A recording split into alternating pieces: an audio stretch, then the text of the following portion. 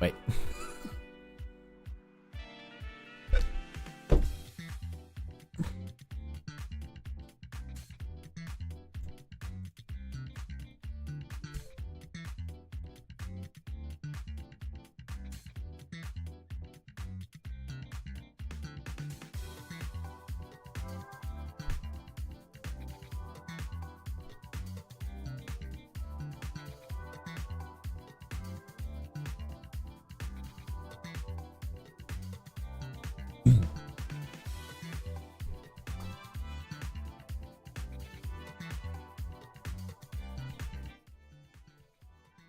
Hello and welcome, everybody. I'm Jono, the eternal optimist, and how you doing? Please tell me you didn't hear that. You didn't hear that at the start of the stream, right? You didn't. no, Lael, no. You didn't hear. You heard nothing. No. Okay, I'll tell you what happened. I'll tell you what happened. But first, let's get the traditionals out the way. Thank you, Hector and Maddie M, for your support at the Golden Wings, everybody in the Noble and Snow Wings, and of course, all you fine people that have come by for some laughs and to continue the story from last week Sunday. So, welcome. Let's give everybody a nice warm welcome. Jetski Sam, Ryan's YouTube channel, Key Red, Ludwig, Lael, woo! Hope you're all having a fantastic weekend. We got a few more hours left to it. Zip. Okay, so last week Nick was streaming and he was like, oh yeah, guys, I have a deep muscle vibration massager, and he went and got it, and he was like basically enjoying himself so much that I was like, I actually want to get one of these. So I ordered one. It arrived this week, and it's so good, but it does make my voice go a little bit funny. So I was actually just using it just now because my shoulders were a bit sore, but unfortunately it affects my voice. So it's like, I am one with the machine god. Oh my god, this is heavenly. So yeah, that's what that was, okay? That was the noise that you heard, okay? This thing is amazing though. Oh, it gets rid of all the aches and the muscles and everything, because I work from home, so I spend a lot of my time sitting at the computer working and typing and writing, and then I spend the rest of my time sitting at my desk playing and streaming. So yeah, those things are great, right? Oh, I was like, why didn't I buy one of these sooner? I've been using it for the past couple of days, and it's just so good. Just a moment. I made a smoothie for this evening. Also, Lael, I'm going to do the unboxing of the birthday stuff maybe next weekend, because I didn't have enough time today. Also, like I was thinking about it, and I don't know, like I'll let chat decide, because like I love the gifts and everything, and I'd love to show and share with chat, but at the same time I also don't want to look like I'm showing off or anything. So, you know, it's a kind of like a catch-22. It's like, oh, I want to show everyone this amazing stuff, but I also don't want to make people feel like, oh, you know, he's just showing off. So I'm a bit torn. But for context, chat, Lael sent a birthday package to me, and it was incredible. It was filled with all sorts of goodies and stuff. So a lot of handmade stuff as well. So if you would like to see it, chat, let me know. If you'd prefer not to, then yeah, that's also fully understandable. I just want to make sure, you know, because again, the whole point of this channel is for everyone to have fun and enjoy things. So, you know, I want to stay humble. But it is beautiful. So thank you very much. You absolutely made my weekend. After the difficulties of the past week, this weekend it really started off my weekend on a good note. Welcome, Namame. Hi. I can't believe episode 65 of Skibidi Toilet is out. Yeah, Frey made me watch that. We sat down when Frey was visiting me last month. Ryan, Frey is one of my good friends. He's also a VTuber. His graduation stream is next week though. I think it's on Tuesday. Let's see, Wednesday. It's on Wednesday. So I'm going to be a guest on his graduation stream. So yeah, on Wednesday, if you guys want to check out Frey's channel, because it's going to be his last stream. But yeah, last stream on there. So let me see here. Frey, maybe Roberto is off strike. Roberto, will you be behaving? Yay, Roberto is working again. There we go. Okay, Roberto is back. What is it's him, Frey, his. But yeah, Frey's a good friend of mine. He came over actually to my place physically in August, and we had a great time. It was a lot of fun, a lot of laughs and everything. Boom, boom. I'm really happy you like them. Oh yeah, absolutely. I'm just scared to write in the book because I'm like, my handwriting, it's not worthy. But yeah, so today we're going to be resuming the, we'll be resuming it. Oh, those things are great. Yeah.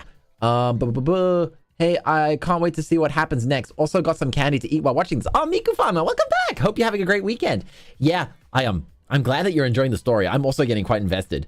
Even though, yeah, there are some dark moments. But again, if you guys really enjoy these kinds of stories, I could make this a more regular thing where I actually write my own stories for you guys. Maybe we can have short stories from Soros. That would be a nice title, actually. Maybe I should do that. Yeah, I should do this. There are a lot of things I should be doing. The cooking streams, the short stories, the shorts, the songs. Don't worry, chat. I am working on the songs. Trust me.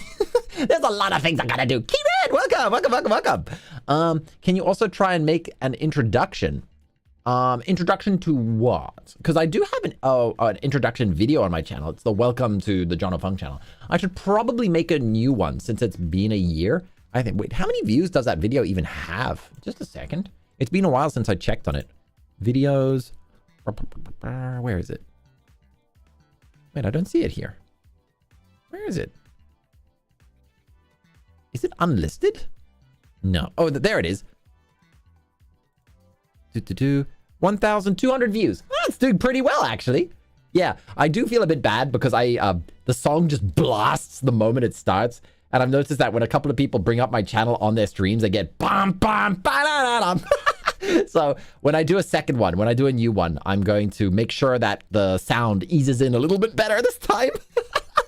Oh man, because yeah, basically it's kind of like assaulting people's brains the moment they open up my channel. So yeah, I do I do need to adjust that a little bit. Can you make a new one? Yeah, I think I'm probably going to make a new one so that we can get it more accurate and up to date and everything. But yeah, Jono, I have work today, so I can't stay. No worries, General Stalkers. Thank you for coming by. Hope you have a fantastic time at work. I just read Candle to Eat. Oh God, wait, what? Who's eating a candle? Oh, candy. Oh no. Yeah, don't eat candles. Candles, not recommended. Although technically, if it was made from beeswax, then theoretically it should be edible, right? As long as the wick, the wick is dipped in beeswax as well, then the only thing that would be difficult to eat would be the string itself. But if it was made from plant material, then theoretically you could make an edible candle. Again, not recommended. Buggy Huggy has a new episode out. Oh yeah, I want to play horror games as well. So next week I want to start a horror game. But I discovered in Armored Core 6 that there is actually a hidden third ending that you can only get on New Game Plus Plus. So I actually played the whole single player campaign again in like 2 days. I played the whole of the single player campaign of New Game Plus for Armored Core 6.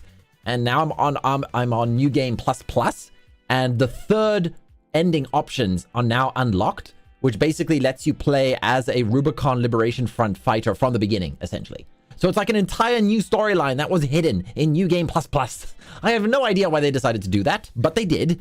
So I also kind of want to do a little bit more Armored Core 6 so that we can see the third ending. The second ending, you guys didn't see it, but yeah, basically I blow up the entire planet.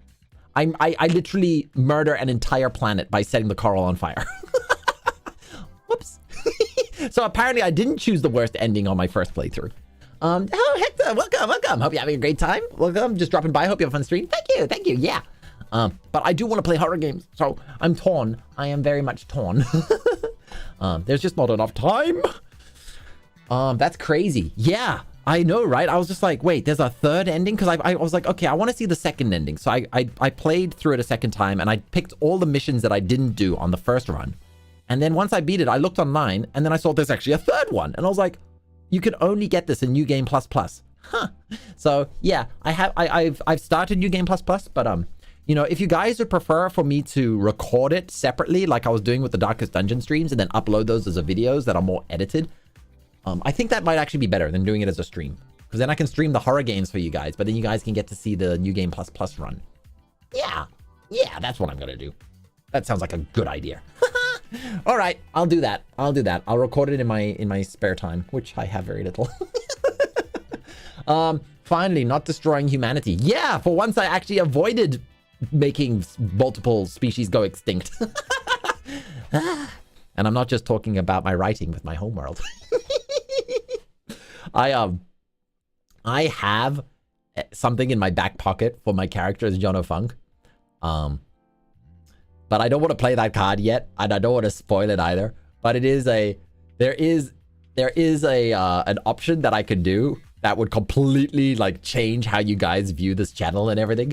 But I'm not gonna push that red button anytime soon.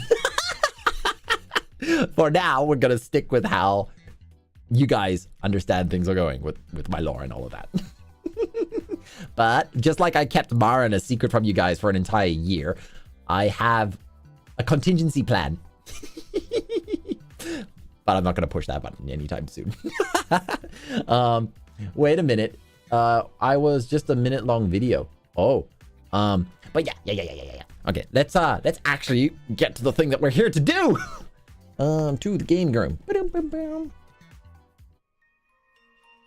Whoops. Never mind. Hold up. There we go. I knew I forgot something. I always forget something. I have some spooky music playing, so hopefully that'll be fine. So let's see here. Okay. So last week we met Allison. Well, not met Allison. We got to know Allison a little more intimately. Yeah. Her and I, not her and I. Chat and her hooked up. Because technically, I'm just narrating your story. You are the ones here all making the decisions that goes on behind the scenes. So whatever happens in this story, I'm innocent. Except for the times where I actually have to be the tiebreaker. So let us continue. Year 25. While the war with the Falcons seems to be going smoothly, the situation has changed somewhat. The Empire still has the upper hand, but unfortunately this has become a three-way entanglement. Best girl, yeah. Much more healthy love romance option than Mistress.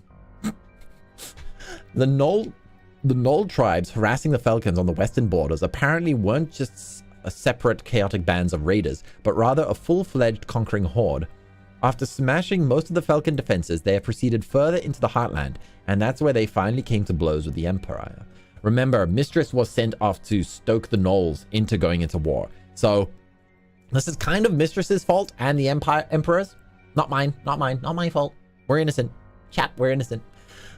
So far, the Knolls have been more of an annoyance to the Empire, but it is distracting enough that it's given the Falcons enough time to retreat and regroup further north.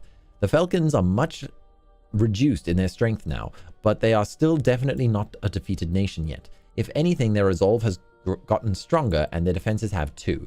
The last report tells of how the orcs attempted to break through the defenses of the city Yakwan, only to be nearly wiped out by large weapons mounted to the city's towers that apparently harness the power of lightning. One blast ripped through the ranks of the heavily armored orcs and spread like a chain of death, killing most of them instantly. These new lightning guns are no doubt the inventions of the gnomes. Oh great, Tesla coils!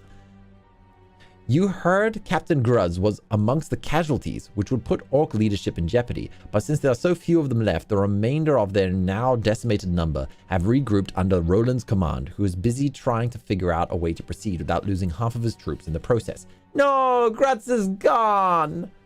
Huh. So far, the Knolls have been making that task difficult with their ongoing attacks.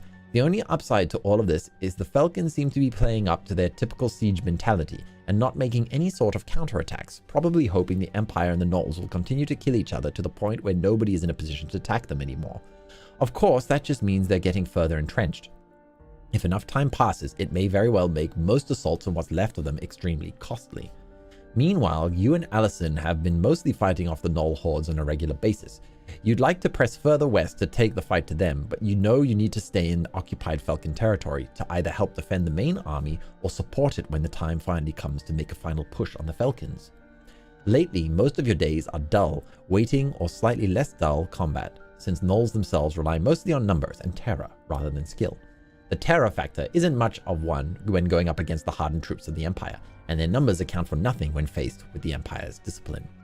Still, it's frustrating not being allowed to do more, and tensions are starting to run hot by everyone in high command.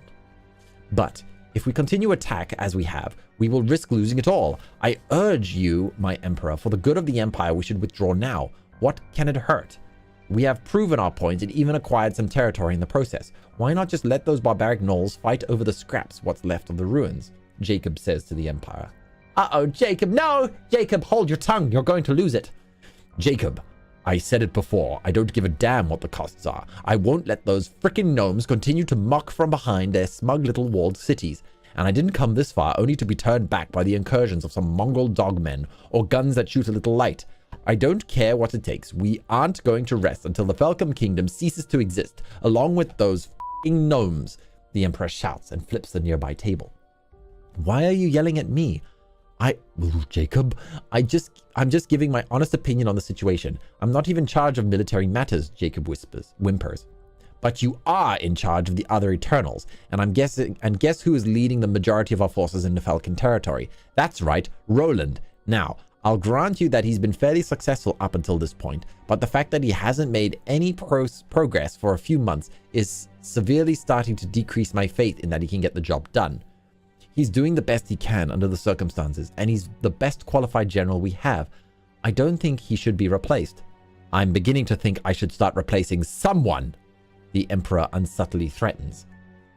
You've seen the Emperor mad before, and it's never a good thing. Poor Jacob is trying to stand his ground on this matter, but it's obvious the man is incredibly scared for his life. To be fair, you actually can see his concerns on the situation, but the thing is with the gnomes, well, it's an ongoing source of irritation for the Emperor. Jacob is also taking a verbal lashing for something that really isn't his fault. True, he monitors the progress on the other Eternals, but in reality, it's not anything meaningful. Not to mention, it was actually you who originally convinced the Emperor that Roland should lead on the main assault force. Yet the Emperor has either forgotten this fact, or perhaps still insists on seeing it all as Jacob's fault. Since you're still partly responsible, you decide to interject to try calm things down. Emperor, I could take over Roland's command if you prefer, though I would still like to keep him on as part of the command staff. While I'm sure you would no doubt do a much better job, I'd rather have you where you currently are, the Emperor says, which somewhat disappoints you. Of course. Wouldn't want to risk your precious loyal dog. Oh, of course. Wouldn't want to risk your precious loyal dog, Mistress suddenly remarks. This draws an angry glance of both you and the Emperor. What? I'm just saying what Jacob's thinking. Personally, I don't really give a shit what the drones you decide to sacrifice in your futile war, Mistress says, causing Jacob's eyes to widen, shakes his head and raises his hands, assuring that he has thought no such thing. Ever with the clever remarks. Too bad the rest of your race isn't half as clever, or you might not be a bunch of mercenaries. I'm not sure why we're even relying on Svelk scum anyway. Allison and I have been doing just fine fighting off the gnolls by ourselves, for example, you remark. Allison? Oh, is that the name of the dirty blonde shield maiden that I've heard you've been getting close to? Tell me, when you're sticking it into her, do you try to visualize that it's me? Get out of my head! A vulgar comment, as usual from Mistress. Not unexpected either. While you'd be lying if it weren't a little annoying, you certainly aren't going to give her the satisfaction of a retort. No answer? Are you not going to stand up for the honor of your female plaything? Then again, I suppose she isn't worthy of it. I mean, given that you've experienced the best, pointing to herself, why would you bother defending someone so inferior? The Mistress continues to taunt. Emperor, we are here to discuss the important business of crushing the Falcons. Do we really have to listen to this boring and predictable slurs of this dubious ally, you ask? No, of course we don't. Hold your vile Svelk tongue unless you've actually got something more worthwhile to contribute. Damn! She got put in her place. I have contributed more than my fair share to your foolish crusade. I have come to the conclusion that this war is losing proposition for my people. I won't even go into the meat grinder you've got our mercenary bands dealing with on the Falcon front. And while I'm sure that may cause you much joy, we Svelk are not mindless orc slaves and will not fall into your clumsy manipulative plans of convenient genocide through attrition. Yeah, we're pulling out and moving on to greener pastures. Since when are you or any other Svelk so concerned about the future of your people? also acting like you're in harm's way, and unless you've been sneaking off to fight alongside your kin, you've personally risked nothing. You're still being paid well, so what the hell do you care? The Emperor remarks. You humans think you always have everything figured out about everything, when you really don't know shit. As I said, the price is too high, and we will be moving on to better opportunities. Stop being so damn dramatic. And what the hell do you really want? The Emperor asks in an exasperated tone. Mistress proceeds to tell the Emperor that she's quite serious about pulling out Svelk aid unless she gets more support in return. If you want our continued help, we do not believe that this General Roldan is able to accomplish his assault on the city of Yakwan in an efficient manner. So I would request that you either change the leadership or transfer us to the Knoll front at Major Kroz's war camp, Mistress says and glances at you. No, we've been doing just fine without you. We don't need morale falling low because Svelk are infesting the camp, you protest. Damn! And here I thought you were a professional first and foremost. Open your eyes. Even you can see the benefit of our superior troops being directly added to your fighting force. Besides, I heard that you handled the first time you worked with Svelk warriors before. Surely if one of them gets out of line, you'll just go on a bloodthirsty rampage to make a point of who is really in charge. You look to the Emperor, expecting him to say something about this matter, but he waves you over to speak with you privately. Mistress rolls her eyes and wanders over to one of the bookshelves, while Jacob fumbles about with some papers.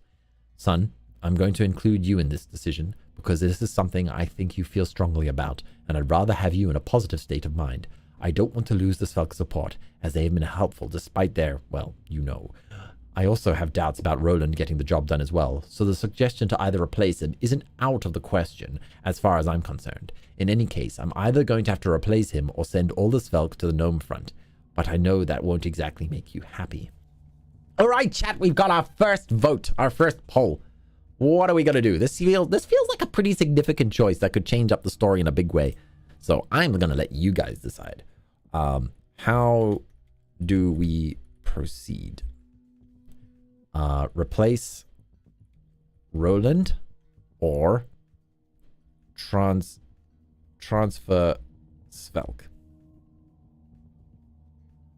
Poll. And we go to there and start the countdown. There we go. Okay, votes away. Do. But yeah. I'm very curious. This is a tough one. I don't know, because you know we put Roland in position and he has been doing well. It's not our fault that they developed like freaking laser cannons of Tesla coils, but at the same time, I don't particularly want to work with Mistress anymore. I want to keep her at least 10 feet away from me at all times. I don't want Mistress anywhere near the best girl. You make an excellent point, Lael. We're going to end the poll in 5, 4, 3, 2, 1. No, you're going to make me choose. No, it's a tie. Okay, we're going to yeet the Svelk. We're going to send the Svelk on a long journey then. It was a split poll. Oh boy. Okay. Accept the Svelk transfer. Yeah, the thing is that we put Roland in this position. So, okay. I'm going to say accept the Svelk transfer. Right click. Save. Replace file. Story. I'm going to drag it back up to the top. And refresh the page. Okay. And swap back. Okay. Here we go. Accepting the Svelk's transfer. Then anything that happens, it's on you, Jono. Oh, come on. Our first poll of the evening was a tie. Come on. Okay. You don't like disagreeing with the Emperor's strategic decisions, and you certainly don't want to deal with the Svelk in your camp. But from what you know of Roland, replacing him now wouldn't be a good move, as he is the best qualified general. But the only person you can think of that would be better is yourself. But the Emperor has made it quite clear he wants you to stay put, so you aren't going to argue the issue. If you believe the Svelk can be useful as support on the Knoll front, then I shall figure out a way to make it work, you remark, which seems to surprise the Emperor. Very well. You sure it won't be a problem? No, no problem. However, at the slightest sign of some sort of treachery or them not pulling their weight, then I suggest the next decree you pass be that of executing all Svelk in the Empire territory. Huh. Trust me, I've nearly had that one on the list for centuries. I know you'll be able to handle this, though. I just wish everyone was as competent as you, the Emperor says, and gives a glare at Jacob, who is briskly going through some papers. I really do think Jacob is trying his best. He only wants what's good for the Empire. Then he better start doing a better job. Anyway, let's get on with it. The Emperor proceeds to tell Mistress that the Svelg mercenary bands will be assigned to the Knoll front, but that they will ultimately answer to you. Oh no! And that any problems from this will result in mass executions. Mistress doesn't seem at all bothered by this. In fact, she simply chuckles and says that's fine. Okay, I guess we are commanding her. The Emperor then goes on to tell Jacob that General Roland better start making more progress soon, or he will have another general to take his place. Then he says he has to meet with Marek. I sometimes wonder if he uses this madness as an excuse to be absent-minded and claim he didn't know there was a meeting. I just hope that he actually made progress on his project he convinced me to proceed with. Okay, all of you are dismissed. The Emperor remarks and the rest of you leave his chambers. Yeah, chat, if we get a chance to warn Allison, please warn Allison that Mistress might be near. You expect Mistress to make some sort of remark as you are all walking out the palace, but she ends up quickly walking ahead of you instead. Jacob, on the other hand, takes the opportunity. I just wanted to thank you for once again trying to shield me from the Emperor's wrath, though I fear that it won't be long before my services are no longer needed. That day is coming soon, I know it. You're worrying too much as usual. The Emperor knows you're indispensable. No, you're indispensable. That crazy Darrow Mark is indispensable. Even that Svelg bitch is considered indispensable, though I don't really know why. Me? I'm just another bureaucrat, bean-counting, pencil-pushing advisor that's getting old. There are several just waiting to take my place. You know I've had 12 attempts to poison me this last year? By who? By other bean-counting, pencil-pushing bureaucrats, obviously. I'm sure you know that's how I got to my job. Eliminated the previous advisor. Of course, with the way things are going, the Emperor himself is likely to do it personally. I just wish I could get to him to see this war as a drain on the Empire. Even if we win, the victory still won't outweigh the cost on resources, gold, population we spent to pursue it. I mean, sure, when we have the land, but a lot of it has been rendered unusable due to the slash and burn policy that's been favored. We haven't even a lot of people alive to tax. Now, this thing with Roland, I really don't know what he expects me to do. How is internal security lately, you ask? It's fine. Good things considered. The eyes have been successfully replaced with shadows. It seems as far as that is concerned. Reputation is everything. Do you think you could reassign some of them and not affect domestic safety? What do you mean? You explain that perhaps using some eyes as assassins and spies might work better than the usual military scouts. Perhaps their expertise of blending in, stealth, and other such tactics can get them to sneak in the city and bring them down from within. I can't believe I didn't think of that. In fact, why didn't the Emperor think of that? It's certainly an idea worthy of consideration, and Warwick would be an excellent candidate to lead such an operation. If the Emperor believes I have more input in this matter than I actually do, I might as well make such accusations true and hopefully successful for my sake, Jacob remarked. I'm sure this plan will hasten the fall of the Falcon Kingdom. You have not one but 2 Eternals in vital positions on the front lines now. Don't you mean 3? You didn't include yourself. Oh, well, I'm doing my part, sure, but never mind. But you want to be where Roland is. I don't even necessarily want to lead the main attack force at this point. I just feel like I should at least be part of it. I know the Emperor explained to me that he doesn't want to throw me into the meat grinder of a war because he sees greater potential in me, but I feel like sometimes I'm not able to live up to that potential. This is on you, Jono! No! Jacob pats you on the side of your arm. Now you're the one that's worrying too much. You are more vital to this war than you believe. This advice you just gave proves that. The Emperor is just, well, a little protective of you because he's so proud of you. Can you blame him? Don't worry. Your day to shine, really shine, will come someday. Maybe even sooner than you think. After Jacob's minor pep talk, you feel a little better about your own position. Of course, then you remember you now have a bunch of Svelk assigned to your camp. Allison is probably slightly less happy about it than you are. Was there nothing that could be done? Allison asks. I told you. It was either this or replace General Roldan, and that would have been a major strategic mistake. Well, are you sure to be okay with this? Are you going to be okay with this? Me? Sure.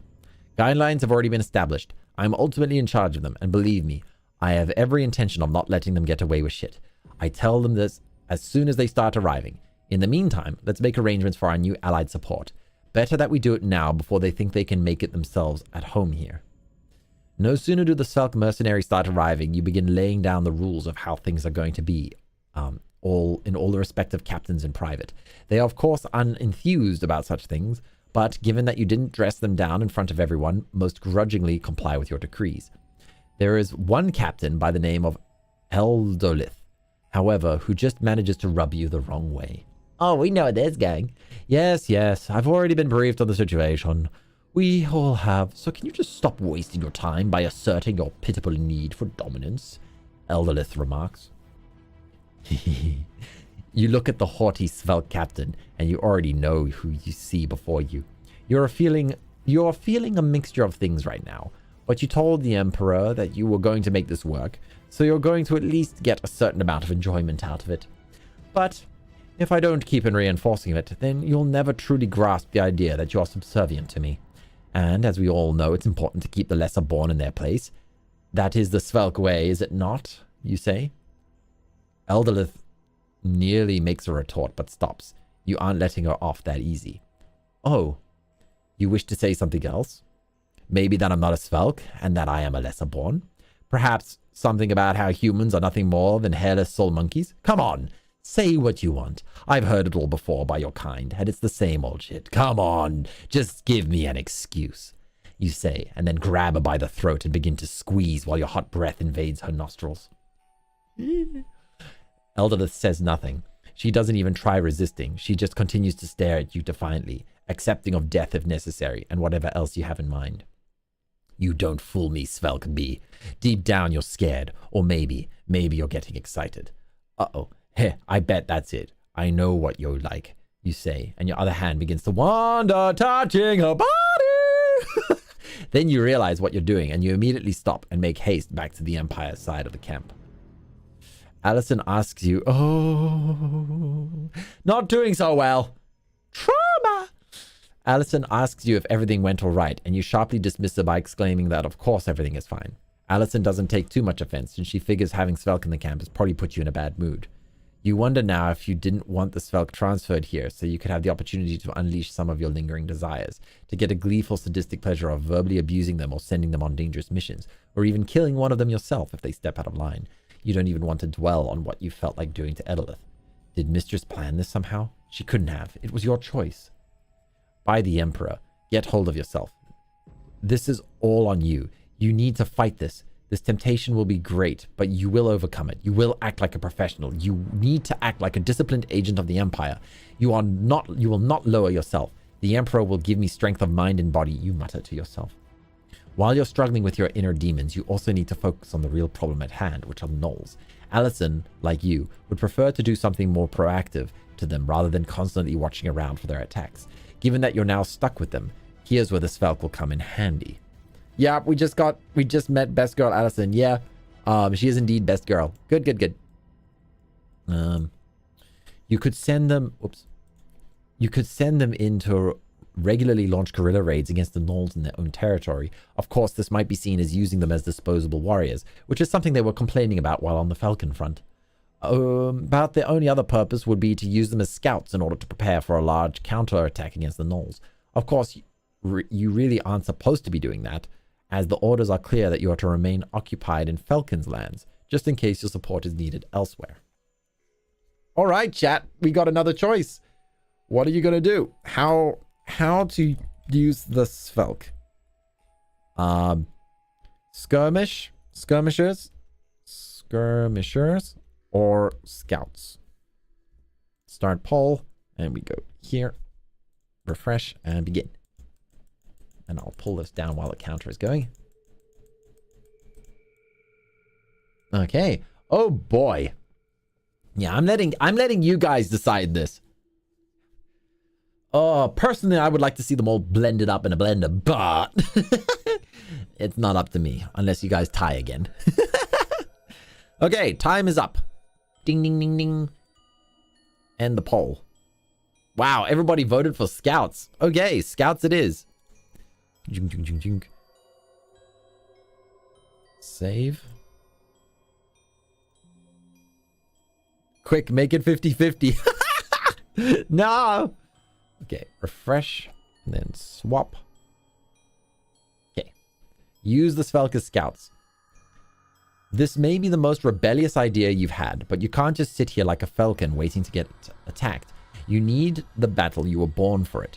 No mention if you're actively fighting someone. It should keep your mind off other things. Now all you have to do is convince Allison. True, she is technically in charge of the battalion, and you have always respected that. But if push comes to shove, you could easily pull rank on her, and you'd rather not do such a thing. Fortunately, it doesn't come to that. It's about time we took the fight to those mongrel dogs, she says with a little enthusiasm. But then her cautious side comes out. But this plan, is it improved by the Emperor? No. But you don't need to worry about that. I will take full responsibility if he gets angry about it. I'll just say I took command of your battalion. Huh. I always knew you were going to do that someday anyway. Sorry, but I can't think of any other way. Don't apologize to me. I won't have to face the Emperor's wrath. Well, I hope I won't, at least. Like I said, don't worry about that. And don't worry about me either. I don't want to sound prideful, but I'm fairly confident the Emperor won't get too angry with me, especially since I intend on wiping out the immediate null threat. What happens if we get called to aid Roland? If it's before we launch our major attack on the null lands, then we'll comply. If it's during, well, we'll give what aid we can. The main thing is to get this finished as quickly as possible, hence why I'm sending the Svelk scouts first to give us info on key locations of where to strike. You think we can trust them to do their job properly? Who knows, but they're still getting paid well, and this is a much easier assignment than where they previously were, so they'll most likely do their jobs. Besides, I'll make sure to send some of their stealthier troops with them to make a point of how their safety is also a priority if they don't want me to think that they're up to some sort of treachery. They won't like it, but who gives a damn? They're a Svelk.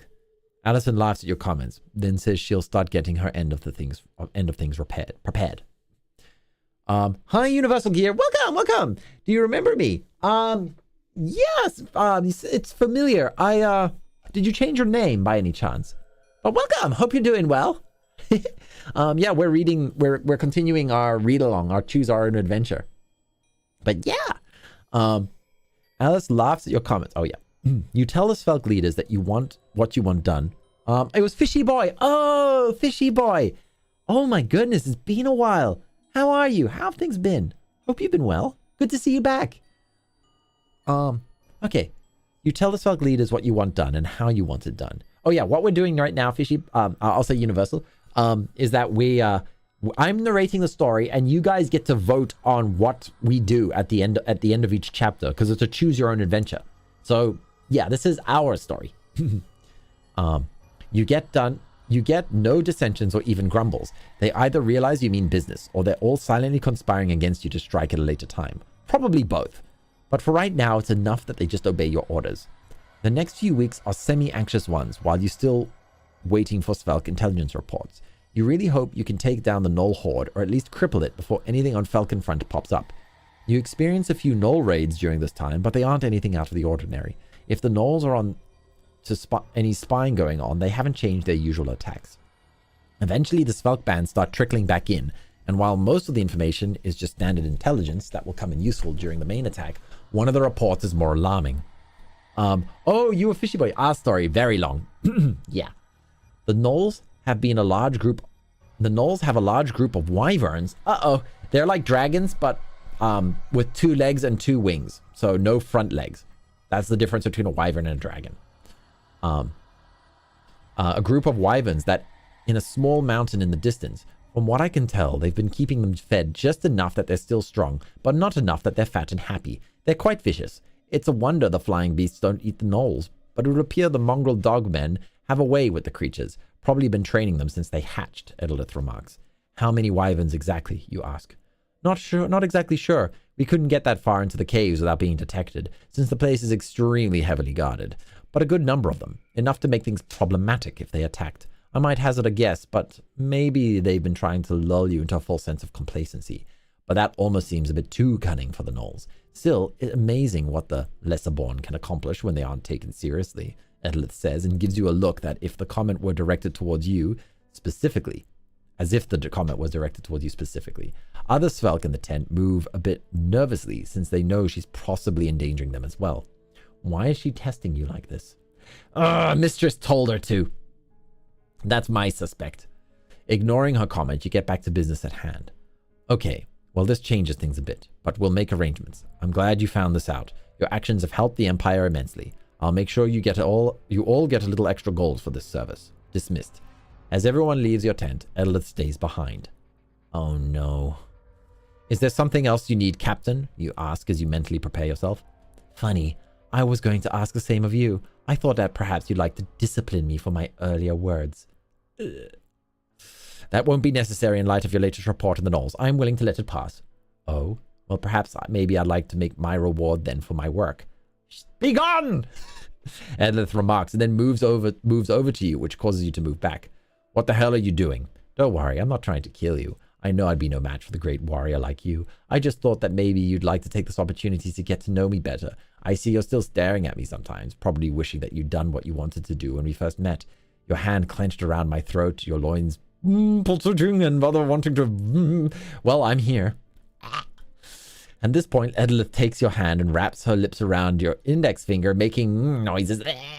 While you can't deny the desire, you can still help find humor in this since you know how clumsy the intentions are for certain. It's always mistress. Yeah. Sorry, fishing boy. You pull your finger out of her mouth and laugh. Why are you laughing? Edelith asks in an annoyed tone. This is a joke. I had my doubts at first when the Svelg all got transferred here, but now I know for certain. Mistress put you up specifically for this to mess with me. It won't work. Are you sure? You seem pretty distracted, Edelith says, attempting to be seductive again. Haha, I won't deny your beauty and my own messed up cravings, but sorry for your techniques in mind messery are sorely lacking, and I've had the master or mistress if you prefer. If you're not even worth me worrying about anymore now that I know your game, which is that you are a pawn in mistress's own twisted game, whatever it is. Your condescension and dismissal is bad enough, but what seemed to set her off Edelith the most is, stop calling my mother by that ridiculous name. I don't know why she insists on adopting your lesser-born titles and nicknames. Mother? You genuinely surprised. Yes, and I told her that this was a stupid idea in the first place. She should be taking steps to return our people back to their rightful place, not playing mind games with some monkey grunt. Ugh, I can't believe I sucked your finger. Blech. I'm sure it was everything you dreamed about. So you're her daughter. I have to admit, I thought there was a resemblance, and it wasn't just that haughty strut or those cold eyes that are so common to your race. Wait, what was her real name? Ask her yourself. I'm done here. From now on, I'm just doing my duty as a merc until I'm transferred out of this human hellhole. Edelith shouts and storms off. Woo! We dodged a bullet, chat! Our protagonist is learning. He's learning! Well, yep, here's the reveal. That was the daughter all along. Oh, boy. Well, this little incident has been bizarre, to say the least. Mistress basically sent her own daughter to mess with you.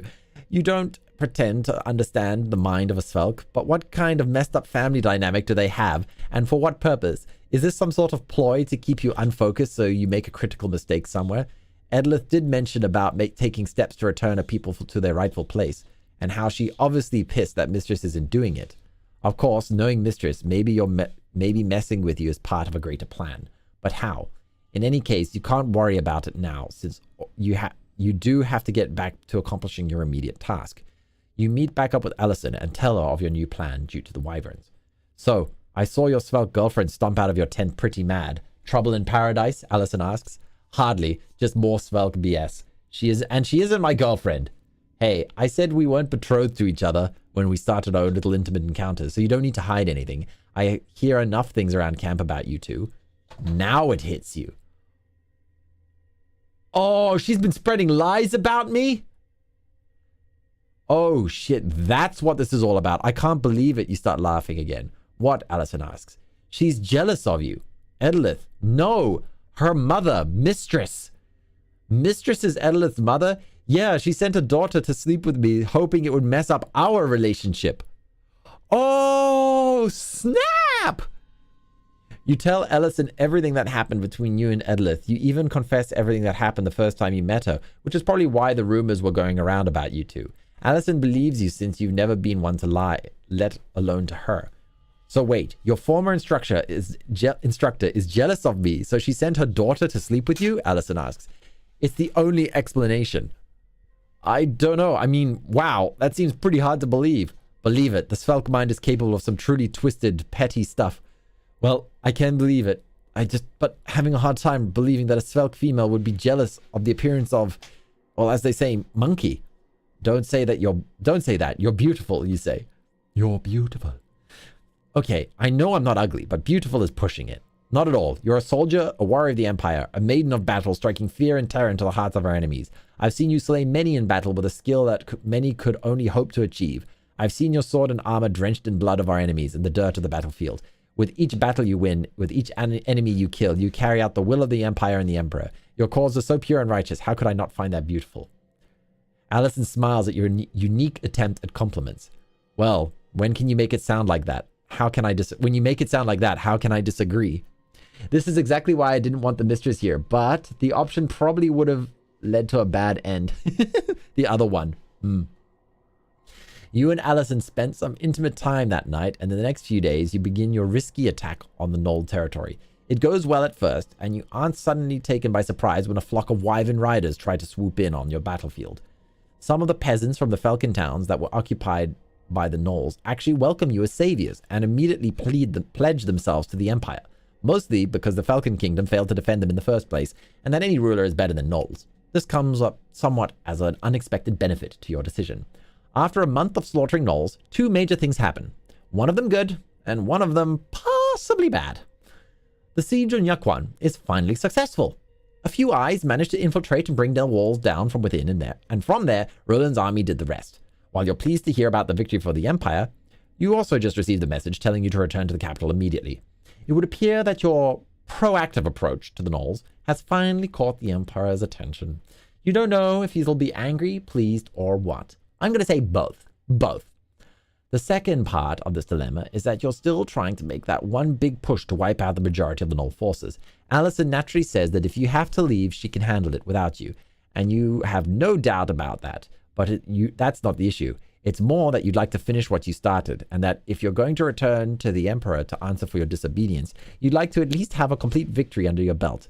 Surely the Emperor sees that you've crushed another enemy in his name, and even added more subjects and territories. He couldn't be too mad, could he? Oh no. So, do we go immediately, or do we return after victory? Do we leave the Svelk with Allison, or do we anger our father? Oh, Karasu, welcome, Karasu, welcome. Yeah, I'm doing a choose your own adventure. It's a read along. So there's this website. Just a moment. There's this website where you can. It's a choose your own adventure, and I'm narrating it, and chat gets to vote on it. So what's it? I thought it would be a really fun way to like practice my narration skills as well. So yeah, we're three streams in, so we're quite far into the story. But every decision the chat gets to make. So what are we going to do? What do we do? Do we return to father immediately? Or do we stick with Allison? Oh man, I am not, I really hope that this is a tough one. So I don't want to be the one that makes the decision here. Yeah, I make the decision if the poll is a split tie, if it's a tie. So yeah, please chat, don't make me have to decide. I don't want to live with the consequences of this.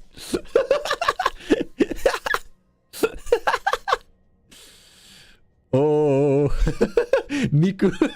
Yeah, anger father. Don't leave her with them. Yeah, I could always just pretend that the message didn't get sent. Oh, man. Oh, wait, I'm supposed to start the countdown. My bad. Just a sec. Oh, man. But everybody, Karasu's joined us. Karasu's also a VTuber. I'm hoping that we could do a collab sometime in the near future. What's it? Again, it's just, it all comes down to the schedule, right? But I'm trying to push myself to collab with new people and make new friends and, you know, just expand my contact lists and everything, right? So yeah, Karasu, I'd love to collab with you at some point. Let me know what kind of game you'd like to play. I know we chatted earlier about the digging one. So maybe we'll get that one. But yeah, okay. Time is up. The vote is done. And a split vote, really? 50-50. Yeah, I'm going to stick with Allison. I will return after the victory. I don't care if he's angry. What's it?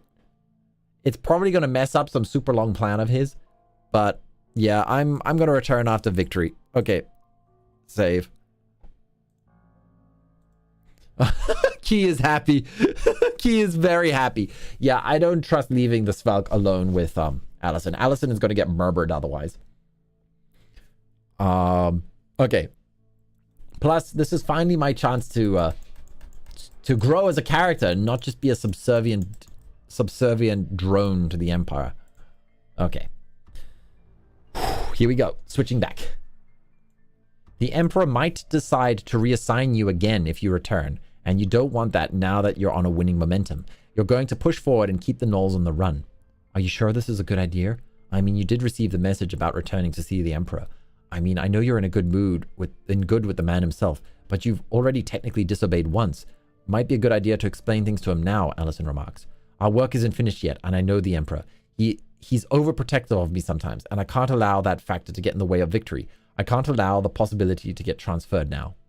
Oh, you're saying I couldn't complete the job without you around, Allison remarks.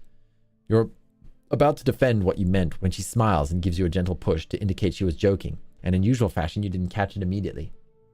Of course, I'd rather have him think that I didn't get the message at all rather than just ignore it, you remark. Well, that might work to your advantage. Oh, yeah, I'd rather have him think I didn't get the message. But you've already got it, so what are you going to do? This, you say, and tear up the letter. Then you head in the direction that the messenger headed. Oh, that poor message. That poor messenger. We're going to shoot the messenger. A few minutes later, you return to Allison, who notices fresh bloodstains on your boots. Oh, wow. Well, we did exactly what I thought we were going to do. Sure, I can play. I love all of those. And also the 50-50 Lamau. Yeah, exactly. The one choice I didn't want. Okay. I'm guessing there was no other way, Allison asks. Not really. Besides, it's a war zone. Messengers are bound to get killed. You do know when you don't return, another one will get sent, right? I know. And that'll be unfortunate as well. Okay, then. Yikes. Well, Allison says quietly, not wishing to dwell on the matter any further. You continue to make your push on the gnolls, which goes fairly well. The gnolls begin to put up more of a challenge the closer you get to completely kicking them out of Falcon territory.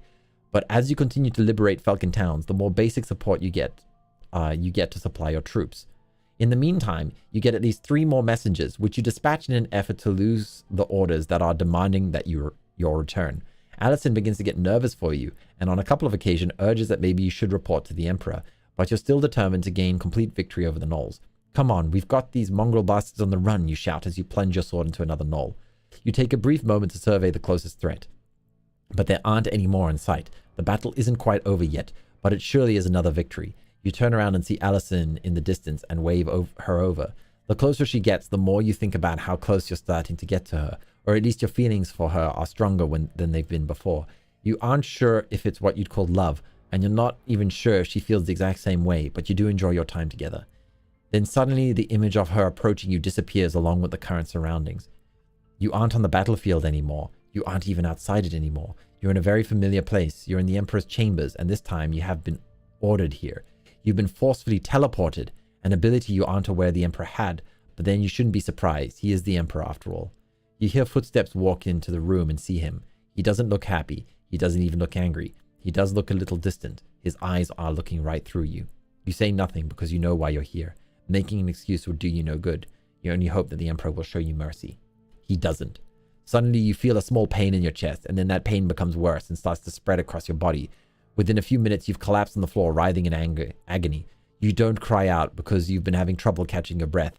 Feels like you're on fire while slowly crushed as somebody is shoving long needles into your head and body.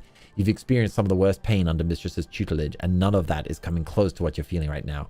Your mental conditioning to ignore pain isn't working either. Obviously, whatever the Emperor is doing to you, it's impeding that normal, useful ability. As you start to lose consciousness, the pain suddenly disappears as quickly as it came. You manage to sit up in time to see the Emperor finally walking over to you. You know what grieves me most, my son? It's not that you disobeyed my orders, but it's that you repeatedly ignored my request for you to appear before me, to explain why you disobeyed them in the first place. You start to say, but the Emperor waves a hand and you feel the pain again. No, I don't want to hear it now. You've had your chance. You've had several chances. You may be my son, but nobody is above my orders. Nobody. Now you have to suffer the consequences like anyone else. I take no pleasure in this. The pain spreads all over your body again, and this time 3 times worse. You twitch and convulse on the floor as the Emperor looks on at you. Those last moments you feel of disappointing him are actually the worst than the pain you've experienced before you die. As several vessels in your brain burst out at the same time, you see the Emperor shed a single tear before your passing. We died! Wow! That is some tough love. That is some very tough love. Okay, we're gonna have to go back then. Okay, we're gonna go with the return immediately. Okay, chat. We died. We died. Okay. Refresh the page. We'll pull this back up and then refresh. Okay. Let's pretend that didn't happen. You chose this, Jono. Oh, yeah, I chose this. I got us murdered. I told you to return. Yeah, my bad. I didn't think he was going to be that angry. Also, I didn't think it was going to take that long to fight. As much as it would be in your favor to return with a massive victory, you're going to have to settle on what you believe to be an assured one instead.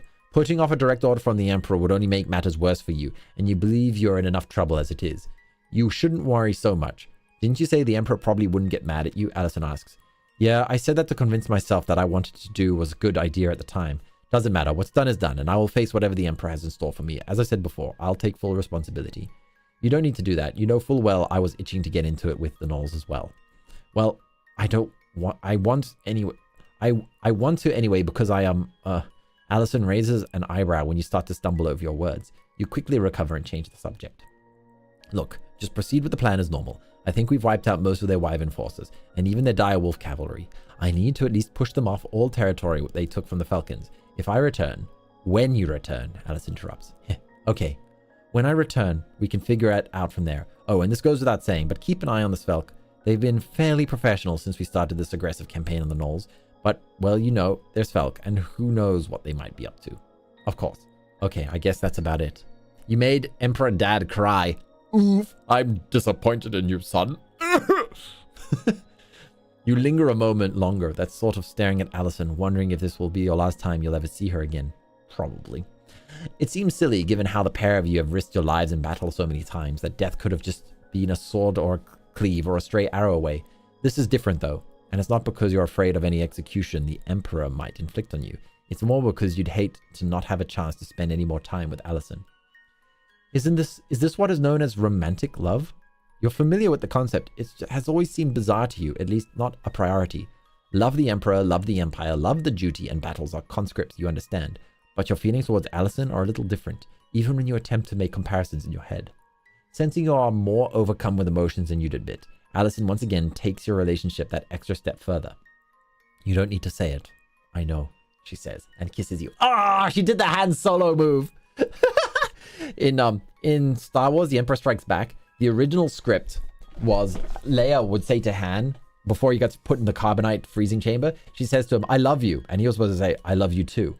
But Harrison Ford changed his lines on set. So she said, I love you. And he says, I know. And then he gets frozen. Because he was flirting with her for the first movie and most of the second movie, you know, like that angry, playful flirting. So when she finally says it, he's just like, I know. It was such a good line. Okay. With that pleasant feeling still persisting, you take your leave and make your long-wait trip back to the capital. It's a miserable trip since it... Oh yeah, also George Lucas cannot write romance. I'm sorry. He can't. The love dialogue in episode 2 is just... Anakin and Padme's romance felt so incredibly forced and awkward. With that pleasant feeling still persisting, you take your leave and make your long trip back to the capital. It's a miserable trip since it practically rains the entire way, almost like a storm is following you. You cast your shield spell to give yourself some relief from the elements, though it doesn't help when your horse has to trudge through some of the muddier back roads. Eventually you arrive at your destination. Yep, he can't. Also, MC found true love. Yay! You enter the Emperor's chambers, and while lately when you've met with him, he's either hovering over his war table with maps and small figures on them, or he's speaking with Jacob and the others, but this time he's alone and sitting on in his chair. He isn't reading either. He's staring down at the floor as if deep in thought. Why? He asks without looking up. His voice doesn't sound angry, as much as it sounds distant. The simple question could be asking you why you disobeyed his orders. You have several elaborate answers you could give. You've practiced them all, but now that you're actually in front of the Emperor, you know that no answer is going to help, so you cut to the chase. I have no suitable excuse, because there is none. There is no reason good enough to explain why I disobeyed your orders. I have returned merely to accept whatever punishment you have deemed suitable for my betrayal. There is a pause of silence after your words. The Emperor slowly looks up at you, and you feel his eyes staring right through you. The room even starts to feel more oppressive. It's as if you aren't even alone with the Emperor. It's like there are 1,000 eyes upon you, judging you. I see. But you will not evade my question so easily. Now tell me why. I just need to know. Tell me. I will believe you, my son, the Emperor says in an almost soothing voice. So you tell him your reason. That you are merely tired of sitting on the sidelines, waiting around for the gnolls to continue attacking you. That you wanted to do something more of substance for the Empire. The Emperor listens to your explanation, but you get the impression he's also studying you. So, your reasons for disobeying my orders were entirely your idea? You were not influenced in any way? Of course. There wasn't perhaps another person of female persuasion who whispered it in your ear late at night about glory and power? No, my Emperor. I mean, unless you're speaking of a petty Svelk ploy that I recently experienced, Mistress sent her daughter to... No, not her, and not her spawn. Though I am well aware of that weirdness going on as well. Don't worry, I fully intend on having a chat with her as well, since that sort of thing needs to stop. But that is somewhat related to what I'm getting at, and I know who you're attempting to protect. That young major you've been having a relationship with. Allison? While our relationship is sometimes a physical one, it is always professional. It was my idea to launch the attack on the gnolls, and I already gave the reasons. She had no choice but to follow my orders when I took command of her battalion. She is a good soldier, and was only following orders. And I suppose right now she's still following your orders, attacking the gnolls, despite the fact that I wanted that battalion purely for defense of our current holdings, or for reinforcements to our main attack force. The Emperor at this point trails off and shakes his head with a sigh. He then gets up off of his chair and walks over to you. The Emperor soon stands before you, and he doesn't look angry, but he does seem disappointed. In some way, that's almost as bad as you hang your head down and a little in shame. The Emperor then suddenly grabs your head with both hands and stares intently into your eyes for a few seconds, which feels like an eternity as you stand completely still, staring back. Very well. I believe we are done here, he says with a smile and lets you go. That's it? For now, yes. You may go back to your battalion and finish your little campaign against the gnolls, since I hear you're winning against them. However, just kick them out of the former Falcon lands and secure the borders. Do not push further into their original territory. We still can't spread ourselves too thin. Remember, we still have the Falcon Kingdom to destroy. Understood. It better be, because I'm very serious about that order.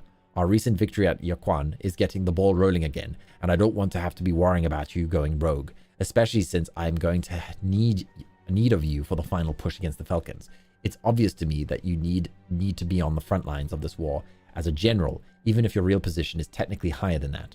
I don't know what to say. Well, don't thank me. This is probably something I should have done a long time ago. The fault is mine for wanting to protect you. I don't know why, since I know you're more than capable of handling yourself. I guess we'll just chalk it up to a parental protectiveness. In any case, finish up those mongrel half-dogs quickly because you'll be called upon soon. That is all.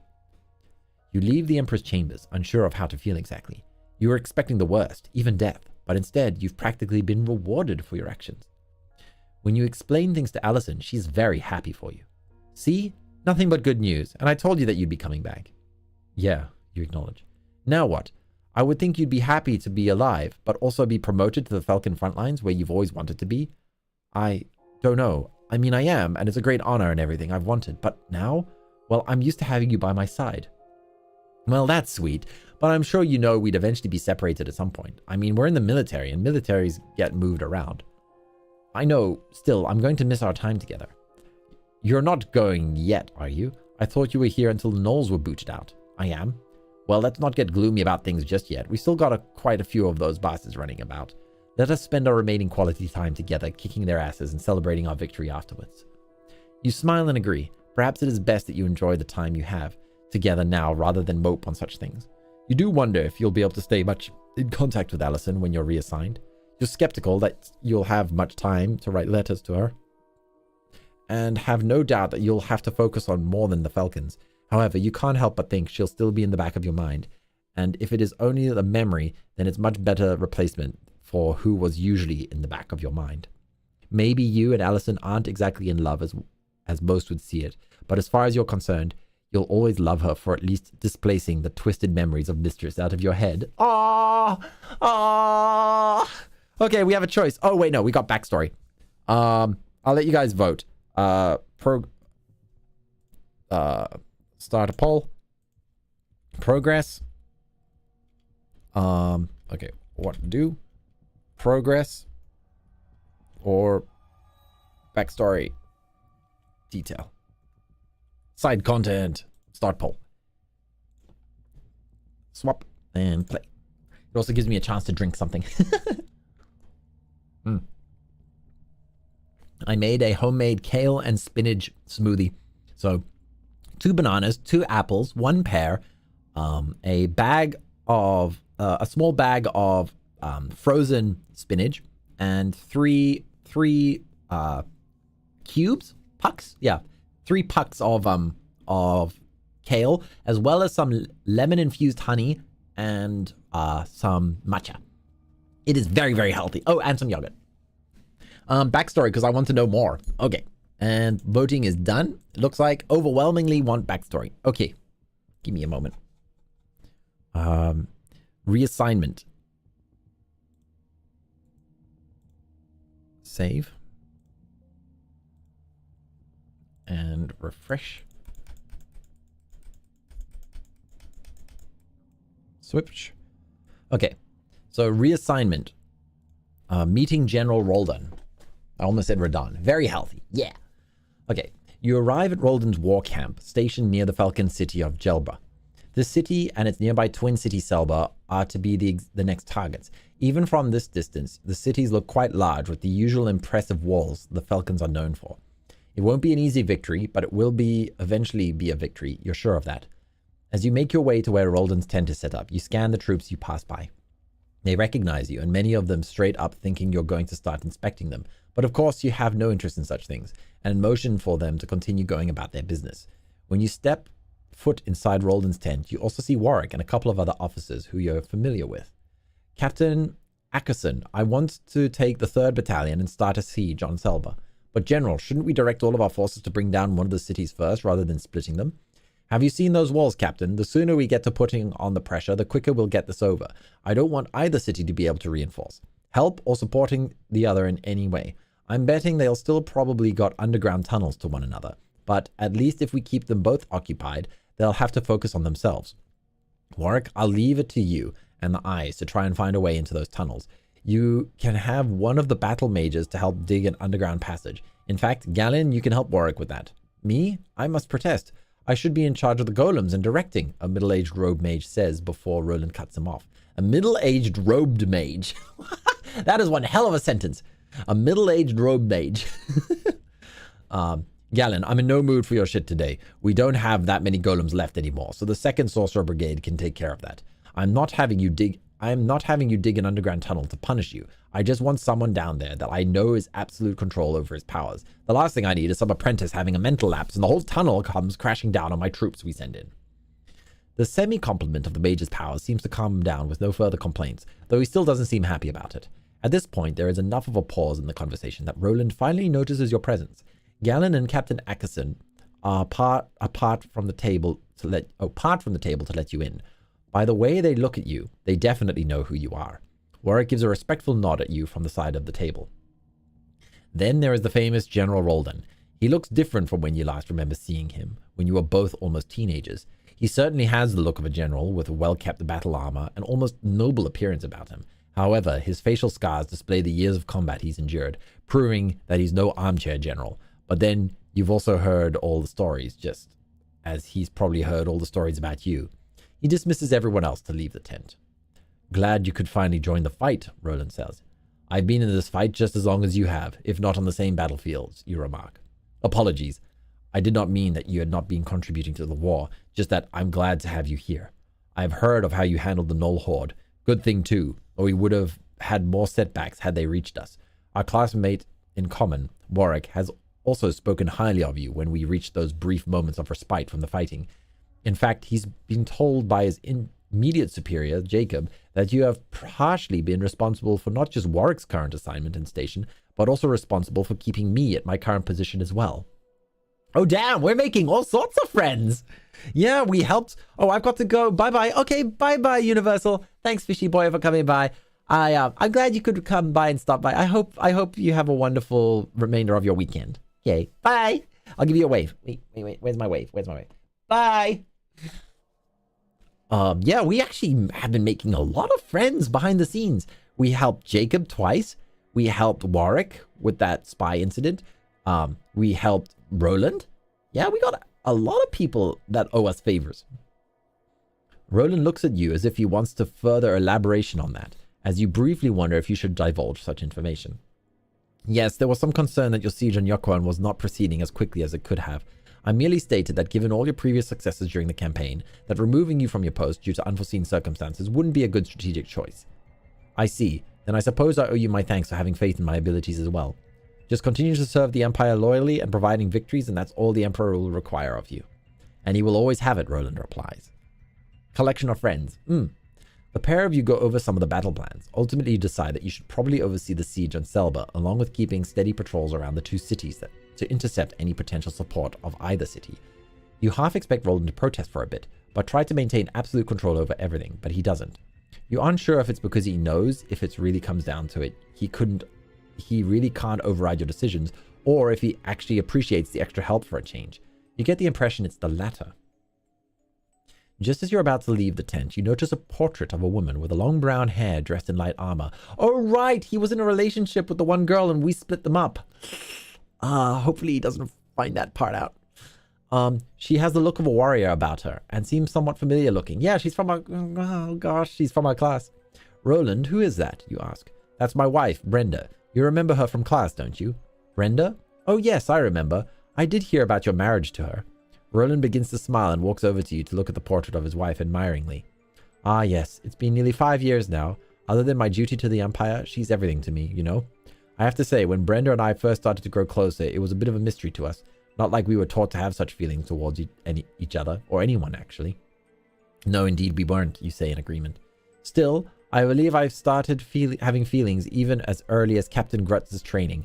I think being able to work together as a group helped us to develop the importance of teamwork and the ability to look out for those close to us. We've got to actually spend time as comrades in arms as opposed to being pitted against each other all the time. I wouldn't know, you reply.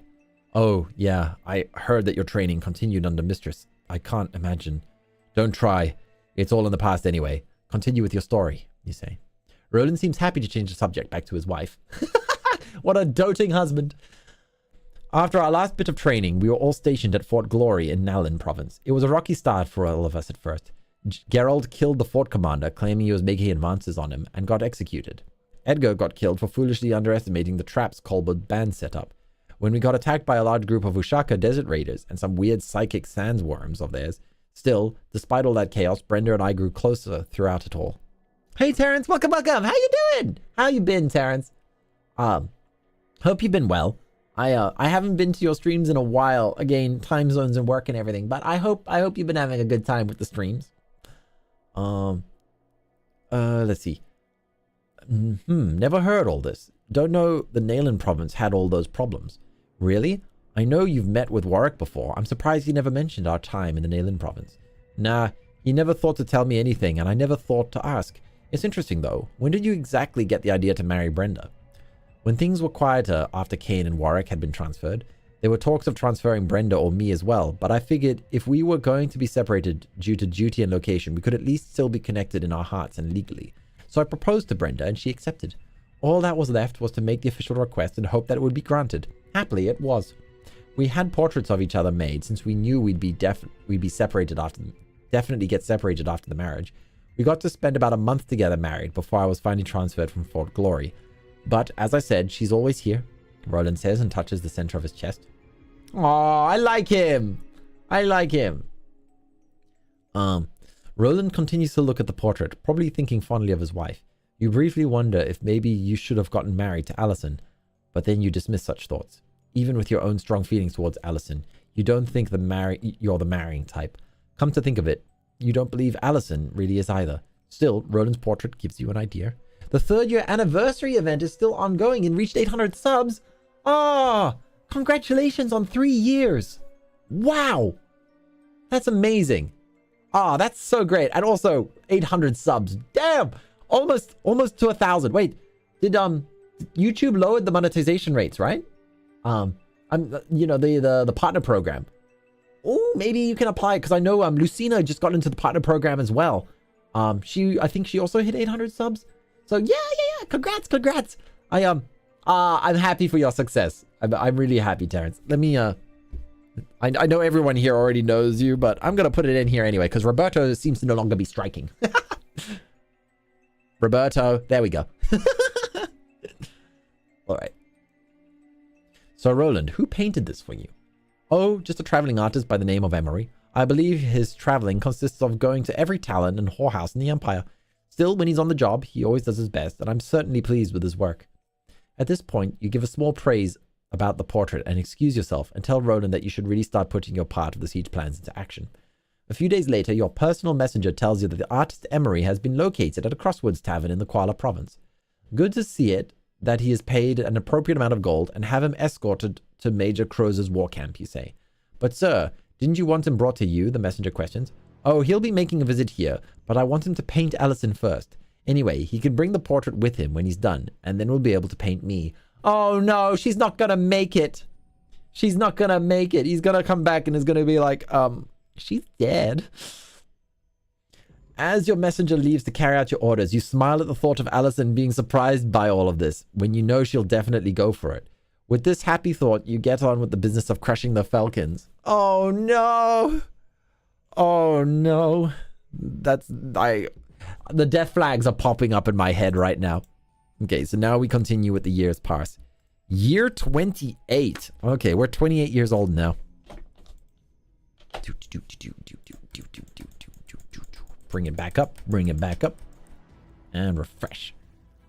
Congratulations. Yeah, they did. Still lacking the public watch hours. Oh yeah, those are always a nightmare. Mine fluctuate as well. Let me just quickly check here. Yeah, because I fought so hard to get to the 4,000 watch hours. Like, I basically begged everybody to just rewatch some of my VODs. Like, just put on one VOD a day so that we could get that final push. Yeah, apparently I'm actually down to 3,700 hours the past 12 months. It was... I got in just in time before it went back down. Yeah, it's not easy. But once you get in, it seems like they don't kick you out because... Yeah, I haven't been kicked out yet. I'm not kicked out yet, so that's a good thing. You know, it's like my attitude on life. I'm not dead yet. All right, let's see. Year 28. You hate those babysitting missions, but when the Emperor wants something done, right, he always requests you do it personally to do it. So here you are, marching hundreds of gnomes to their new home. As the army has been getting close to the Falcon capital and conquering its other important cities, the gnome population has been larger. While the Empress has relented slightly on complete slash and burn policy of the Falcon cities, he has still made it quite clear that all gnomes are to be taken as prisoners to a special place he has built recently in the recently conquered Falcon territory. It's called Gnome's Home, and you believe Marek had a hand in designing some of it, but it isn't something you'd really kept up on since you focused on business of the proper warfare. However, you're on your way there now, so you guess you'll see it soon. Something tells me its nice warm welcome it's not a very happy place. I don't think it's going to be a happy place. Just a feeling. It's like one of those, you know, oh, welcome to our fun park of happiness and adventure, and then it's a torture chamber. So what about the mistress? Yeah, we haven't heard from her in a while. Oh yeah, we are making the mother of all omelets here, Jack. Yeah, Frey finished streaming Metal Gear Rising the other day. It was such a legendary game. What's it? It's one of my it's actually one of my highest viewed streams. Like, the Metal Gear Rising has like almost 1,200 views on the VOD, which is insane. For some reason, it just popped off in the algorithm. And what's it? Funnily enough, the Brutal Legend constantly gets recommended in the algorithm. Like, it is always getting like watch time. I don't know why people keep clicking on it, but they do. They keep watching by... it's like a 2-year-old stream of mine. We were talking back where... Oh my gosh, yeah. Yeah, Key, you remember the Brutal Legend stream. Jeez, it's been a long time. It's been 2 years since then. But yeah, it keeps getting recommended. Even after all these years, people still keep watching it. The power of memes and Metal Gear. Yeah, that's true. That's true. I've beaten Metal Gear Rising 7 times without blocking. Jet skis, you're built different. Okay. The whole reason you're overseeing this prisoner train in the first place is because too many gnomes have been escaping their chains through, though it's hardly surprising. Gnomes are very adept at picking locks. Combine that with their fear of what's to come, and one gets a lot of escapes. Of course, most of them get killed shortly after their escapes, but the Emperor has made it quite clear that he wants no more of that, and he really wants them to be taken to Gnome's home. You don't really understand why, since you assume they're going to be killed there anyway, but you're just here to follow orders. He is the Emperor, and this is what he wants. Still, sometimes you have to admit that you agree with Jacob on this. The Emperor hates gnomes a bit irrationally at times. The funny thing is, I don't know how to block. I don't want to know. As you get closer to the locations of Gnome's home, you hear a lot of cries and whimpered prayers to the gods from the prisoners. Some of the gods attempt to quiet them down, but it's a losing proposition. You just tell your troops to keep a close eye for escape attempts as usual. From a distance, it looks like one of Marek's factories. As you get closer, though, there's something slightly sinister about it. Granted, it's a place of execution, but you get the impression something more is going on here, and it's not just torture. The feeling here is oppressive the closer you get to it, even for you. Uh-oh, it looks like the Darrow has mastered his troll control devices. So maybe he's applying that to gnomes, so they're experimenting on the gnomes. Oh, you're here. Yeah. Eventually you get to the black iron gates and make an announcement of your arrival, and you're let in almost immediately. Now, you couldn't smell it before, but when those gates open up, you're nearly overwhelmed by the strong smell of death. And that's saying something, given the battlefields you've been on and the carnage you've engaged in. Sorry about the smell, General, but we've been having some problems with our furnaces lately, among other things, so the dead bodies have been piling up. Good thing they're so small, eh? One of the guards that lets you in remarks with a laugh. As the gnomes are herded in, you take a look around the yard, and indeed, you do see a large pile of rotting gnome bodies. The largest pile of rotting gnome bodies you've ever seen. Nearby, you see other guards busy attempting to load the bodies into carts to take them somewhere for proper disposal. Meanwhile, you also see that you assume to be small dwellings for the prisoner gnomes, since you see pitiful versions of them peeking out at times. All in all, it's not a pretty sight, but the smell is still the worst of it. Yeah, bodily fluids, vomit, blood, rot, and putrefaction are all in full force, but none of this horror is bothering you.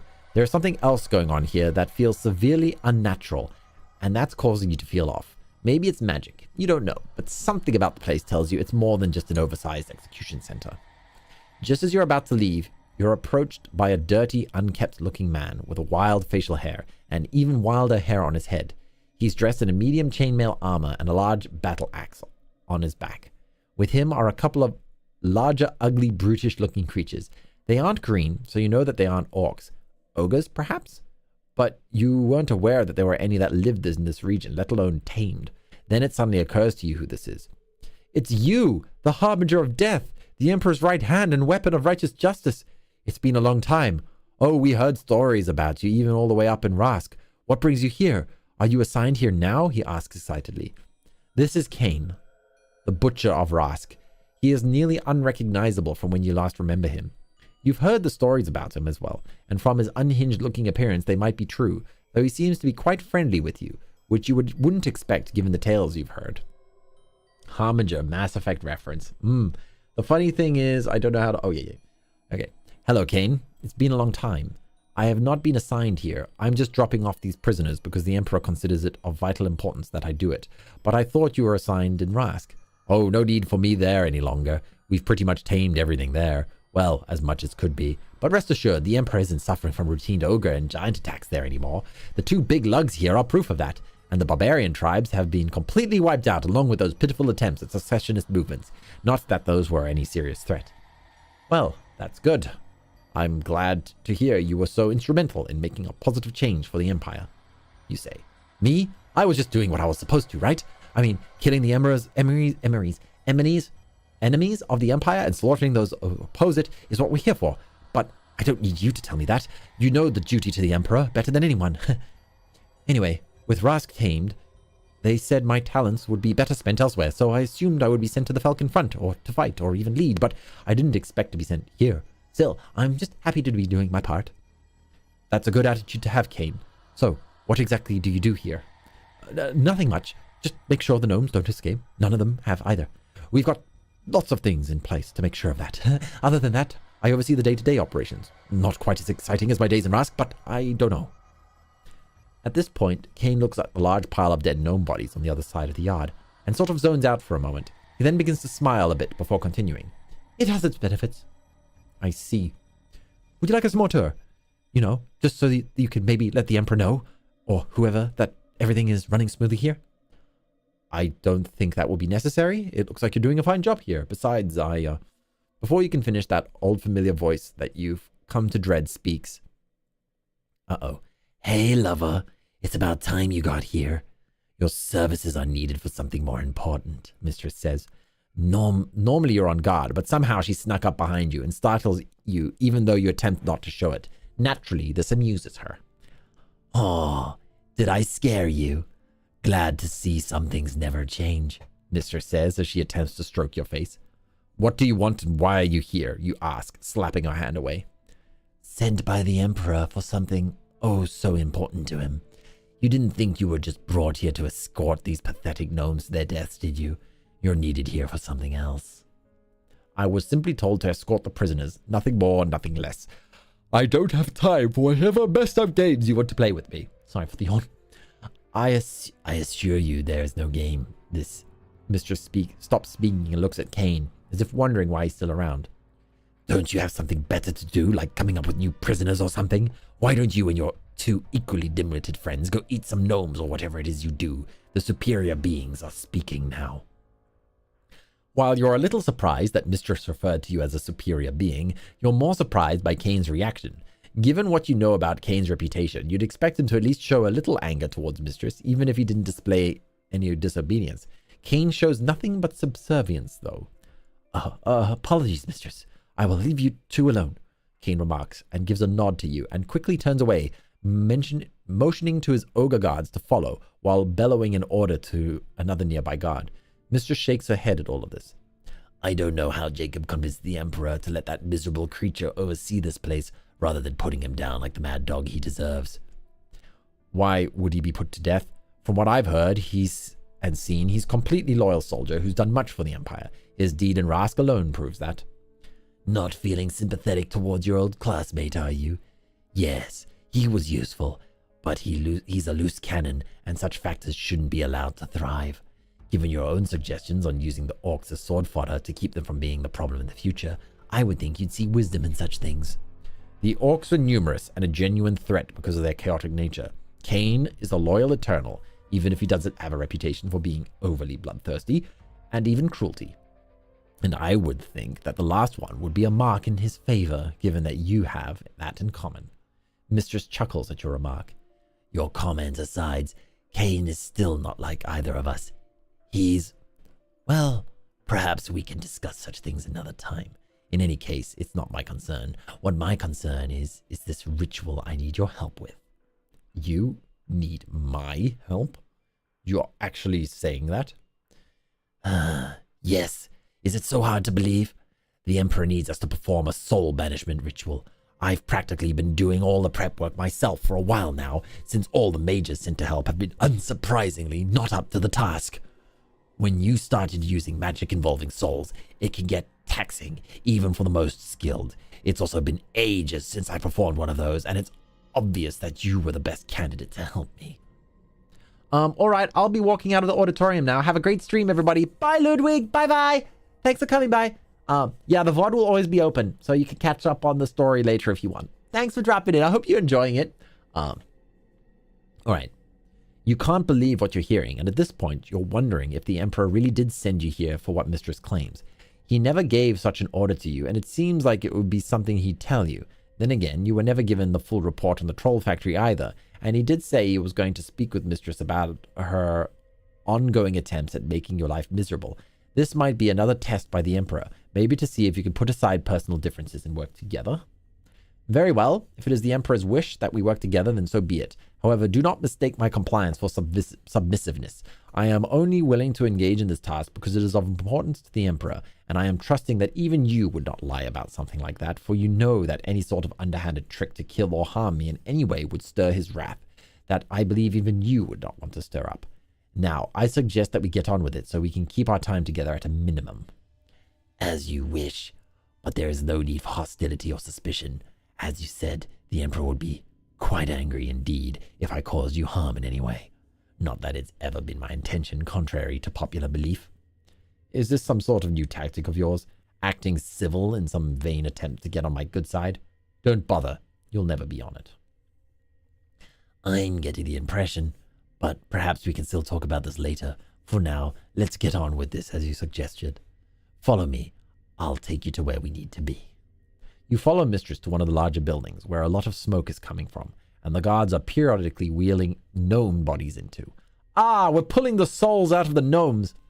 Large furnaces burn the countless bodies. As you walk through the crematorium, you notice that there are a few gnomes that aren't quite dead yet, but are being thrown into the furnaces anyway. Eventually, you come to see a set of stairs going down. Wow!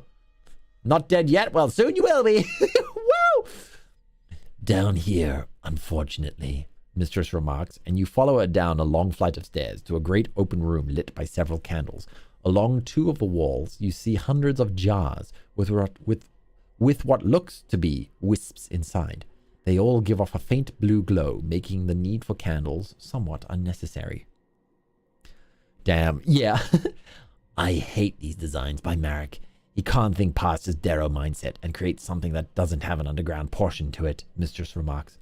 Personally, I would have had something like this right in the center of the yard, so that all those gnomes could just see exactly what is going to happen to them every day. I mean, it's one thing to know they're going to die, but it's truly a thing of beauty when you completely obliterate something, wouldn't you agree? What exactly are you talking about? Why, those souls that you see on the walls, of course. Can't very well perform a soul banishment ritual without souls, obviously. Those wispy things are souls? Yes, hundreds of little souls. Souls that I've had to drag out of hundreds of little gnomes. No little feat, though. As I said, magic involving souls gets draining very fast. Ranks up there with healing magic and other branches of necromancy. I need you to stand over there on the line of that circle across from the wall, Mistress says, pointing over to a large circle on the door. You slowly step over to where Mistress has told you to be. Given how much... Oh, wow. Just a moment. We actually hit the bottom. I gotta lower the pixel count. 24? Just a second. The font size is going to get a bit small. Okay.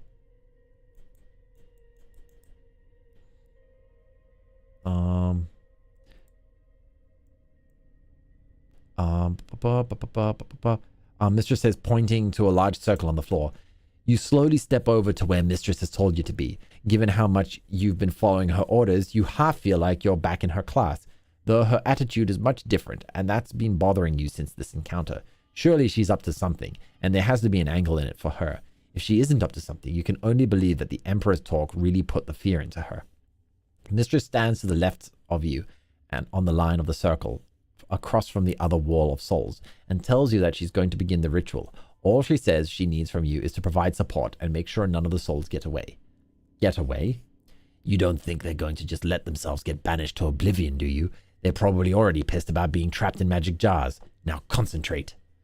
Mistress begins to chant something in a language you're not familiar with, and you've heard the Svelk language before. The wisps in the jars begin to get more agitated, and the faint glow they give off begins to get brighter. You begin to get the images of torment invading your head all at once. You see exactly everything that's been happening to the gnomes here. The torture, the humiliation, the executions, and now the annihilation. Even from what little you've seen from being in this place, your years of battlefield and even your own brutal childhood training, it's still pretty gruesome and sadistic. But it isn't the images that are currently affecting you. It's the voices. Help us. Free us. It's her. She did this. Stole our souls to destroy. Hate her. Kill her. You could kill her. You hate her too. Do it. It's not for us or any sort of moral conscience, then for yourself. We can see what she did to you. She will always torment you, and you will all never know rest from her until she is dead. She could die right now. Nobody would know, and no one would care.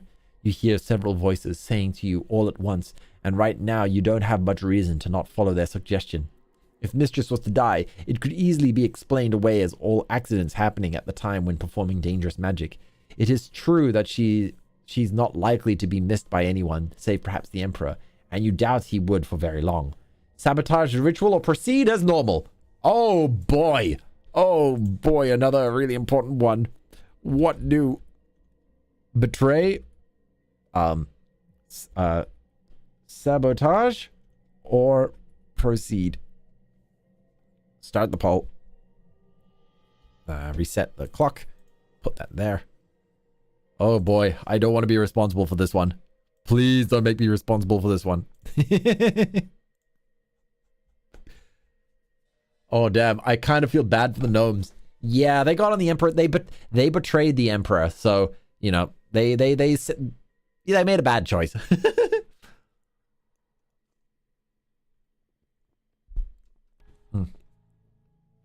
So I'm just having a drink of the smoothie. I'm hydrating with healthiness.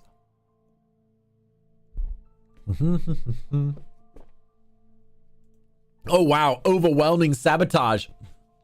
Okay. You guys asked for it. We're getting our vengeance.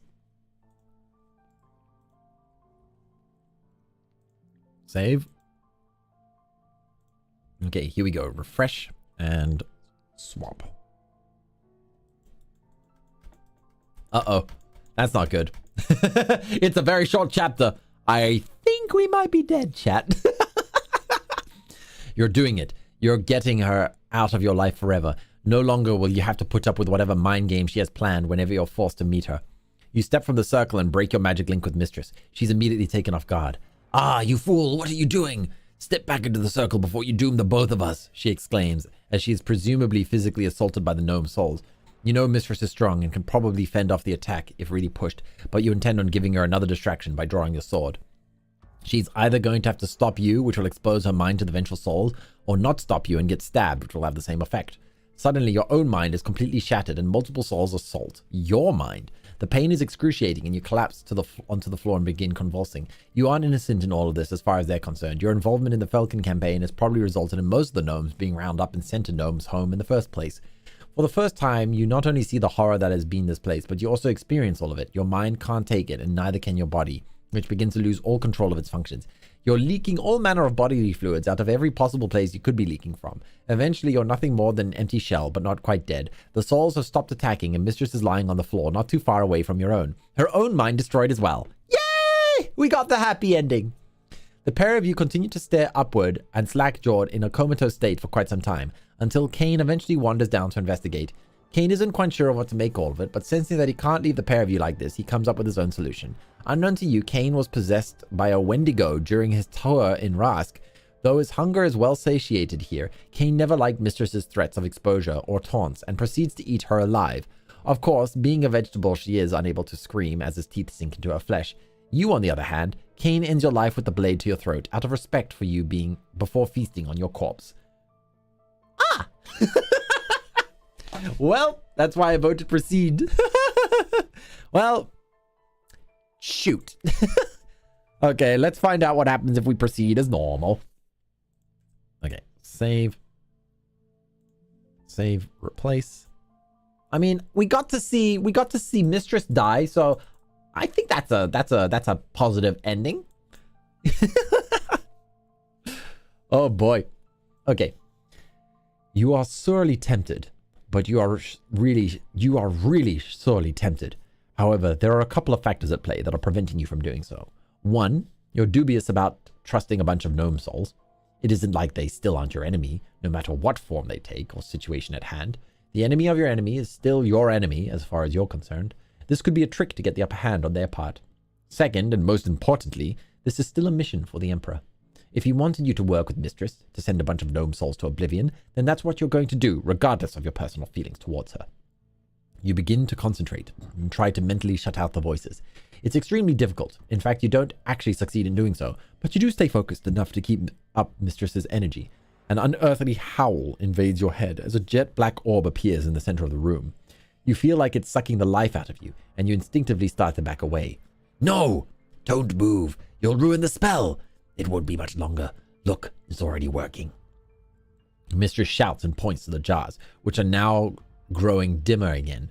You then see one of the wisps completely disappear, followed by another and another until they all begin fading away. As the souls vanish, the voices begin to get quieter and more desperate sounding as they beg you to stop. Eventually you hear nothing at all, and the orb in the room disappears as well. There. That should do it for a while. Until the next batch, Mistress remarks as she wipes her forehead and fixes her hair. Phew. That was a little more strenuous than I thought it would be. It was very helpful for you to be here. We make a pretty good team. Stop. Just stop, you say, interrupting. Stop what? Mistress asks, as if she doesn't know what you're talking about. You know damn well what. I told you that this attempt to be pleasant isn't going to work, and it's totally transparent. Mistress smiles, but it isn't that cruel smirk that you're used to. It's one of more admiration. I guess I deserve this hostility.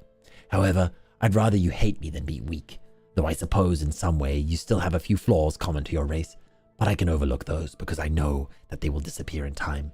I just wish you'd recognize and shed those flaws soon, because you may need to do so. As I've said before, I have always tried to help you, and I won't stop just because you can't see that or harbor thoughts of ill intent on me. Like you briefly considered listening to those desperate gnome souls. You don't think I don't know how tempted you were to sabotage the ritual just to get a chance to kill me? I could hear everything they said to you. And I didn't because my main duty was to see this mission done for the Emperor. Do you have a point? My point is that you have so much more potential than you realize. You just fended off a physical assault by hundreds of souls, hundreds of vengeful souls feeding off your already strong desire to do me harm, and you still resisted. Not many can boast such willpower, even if they have superior training by the best teachers. Now your former classmate Kane, he struggles right now with just one miserable Wendigo spirit within him, and it's half taken him over already. What are you talking about? He's a Wendigo now, or rather possessed by one. It's a spirit that possesses a living host, and usually turns him into a slavering beast that is constantly looking for meat and flesh to quell its everlasting hunger. Well, this is a new twist on whatever angle Mistress is attempting to pull. If that's the case, why hasn't he been going around eating everyone then, you ask? Who's saying he hasn't? Wendigos may have poor impulse control, but they can be cunning when necessary. I imagine he's only managed to hide it so well because he's been associating with the savages and unsophisticated trash and Rask, and turned his bloody deeds into a reputation of a ruthless warrior that could be feared and respected. Here, he's overseeing a death factory with a steady supply of meat. Who's going to miss a few dead gnome bodies, or living gnomes for that matter? The Wendigo probably hasn't been completely taken over Kane, because it's gotten lazy and is happy with its current arrangement. Oh, lol. So Kane ate us even though we die. We think it's a good ending that the Mistress died. Exactly, Miku. I count that as a win. And of course, you're the one who knows all this. Perhaps perhaps Jacob suspects something amiss, but I guarantee that I'm the only one who knows that doesn't fear the thing that wears Kane's skin. The beast knows I can destroy it within a blink, and it would rather continue to enjoy its current arrangement. Excuse me if I'm having a difficult time believing you. In any case, it doesn't change my own opinions on you. I am not sure what you're trying to gain by looking at me like this, by telling me all this. Look, believe me or don't, but I assure you that there is no gain in this for me by telling you. I merely used him as an example of how you continue to be superior to your former classmates. Sometimes I wonder if I should have shown you just a little more intimacy during our sessions together. Perhaps then you would have at least known to trust me, Mistress says, and tries to touch your hand. Once again, you recoil at her advances and step backwards. Do that again and I will pull you back a stump. And you will pull back a stump. And the next time you need to banish gnome souls or whatever, you can do it by yourself. Well, that's ultimately not really your call now, is it? If the Emperor wants you to help me, then you'll have to, right? It isn't a shame that you can't just do what you want when you want, Mistress says with one of her more familiar smirks. There it is. I was waiting for one of your sneering comments. Sneering comments? But isn't obeying the Emperor what you want to do? Aren't you so glad you follow his every command because he is, as you say, infallible? How is my comment a sneering one? It just points out the facts, that's all. Your problem is you think I'm your enemy, when I've done nothing but try to help you despite yourself. Sure, whatever. I'm tired of your fat musings, you say, and begin to leave, but Mistress gets in the way. I see you still got my dagger. Still can't completely get me out of your mind, even though you have your little shield made in fluff on the side. The memories I associate with this dagger are something you should be wary of, lest I share them with you. Oh, well, why don't you use it right now? If you hate me so much, I gave you a chance to kill me once before, and you didn't take it. But it wasn't because you were a coward. It wasn't even because you knew you weren't strong enough to do it. It's because deep down, you know that you love me, and I will always be the only woman for you. Always. Mistress says with a sudden quickness as she grabs your head with both hands and kisses you hard on the lips. Be gone! For a split second, that twisted part of you enjoys it.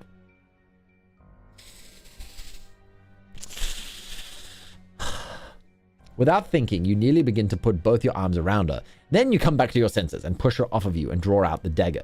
She backs off. Good. Oh, you know how I like foreplay. Come on, stick it in my mouth! Mistress says with excitement. Gag. Sorry, that almost made me gag. I was not going to finish that sentence. You're one messed up bee, and I am not playing your game. You sharply remark and make your way quickly back upstairs. Remember, Eternal, always and forever. The sooner you learn that, the better you'll be, Mr. shouts and begins laughing. Twisted script, screwed up mommy issues, yeah. Yeah, chat, I agree 100%. As you're storming out of the furnace building, everything is in a bit of a blur. You know the knock. You knock aside a couple guards pushing big wheeled containers full of bodies, but you don't really notice anything else until you see Kane again, outside in the yard bellowing orders. He looks different though, more bestial. You look again, and he doesn't even look human anymore. His mouth has become enlarged with several rows of razor teeth, and his hands are more like claws. The strange thing is, nobody else seems to notice. You walk over closer to him, and now he looks more like he did. You feel like you have a hard time focusing. What the hell is going on? As you begin rubbing your eyes, you don't notice Kane walking over to you. Hey, you still there? I trust your business with the mistress went well? Kane asks. As you open your eyes, and there you see it again, that thing instead of Kane. Between what mistress told you and this, you justifiably feel threatened. Get the hell back, I know what you are, you say, and point your dagger at Kane, which is still in your hand. Kane's ogre guards look unsure of what to do, as do the other nearby guards, but Kane raises hands up. It's okay. It's okay. Nothing to see here. Get back to work, Kane says, and then gives a nervous smile. But it isn't a nervous smile to you. It seems more like he's baring his fangs. In fact, to you, he looks like he might even attack. You don't know what to do exactly. Obviously, you're seeing something odd with Kane. Why you weren't before is the strange part, though. You don't know if you're really in danger here, or if Mistress did something to you to make you see this, and possibly do something rash. Kill him or leave. Uh-oh. Okay, chat. Poll. What to do? Kill Kane? Leave. Start poll. Start the poll. Oh boy. Yeah, I think the Wendigo is a case of once you know it's a Wendigo, you can break its illusion. So because she told us, we were able to see it, but we don't have a reason to fight him. So again, it's entirely up to you, chat. But here we go. The voting is done. Ooh, very close. We almost unalived him. Very, very close. Okay, so we choose to leave. Save. And refresh. Okay, and switch. Kane isn't making a move against you, and you aren't going to kill him based on suspicion, especially with all the weirdness going on here in general.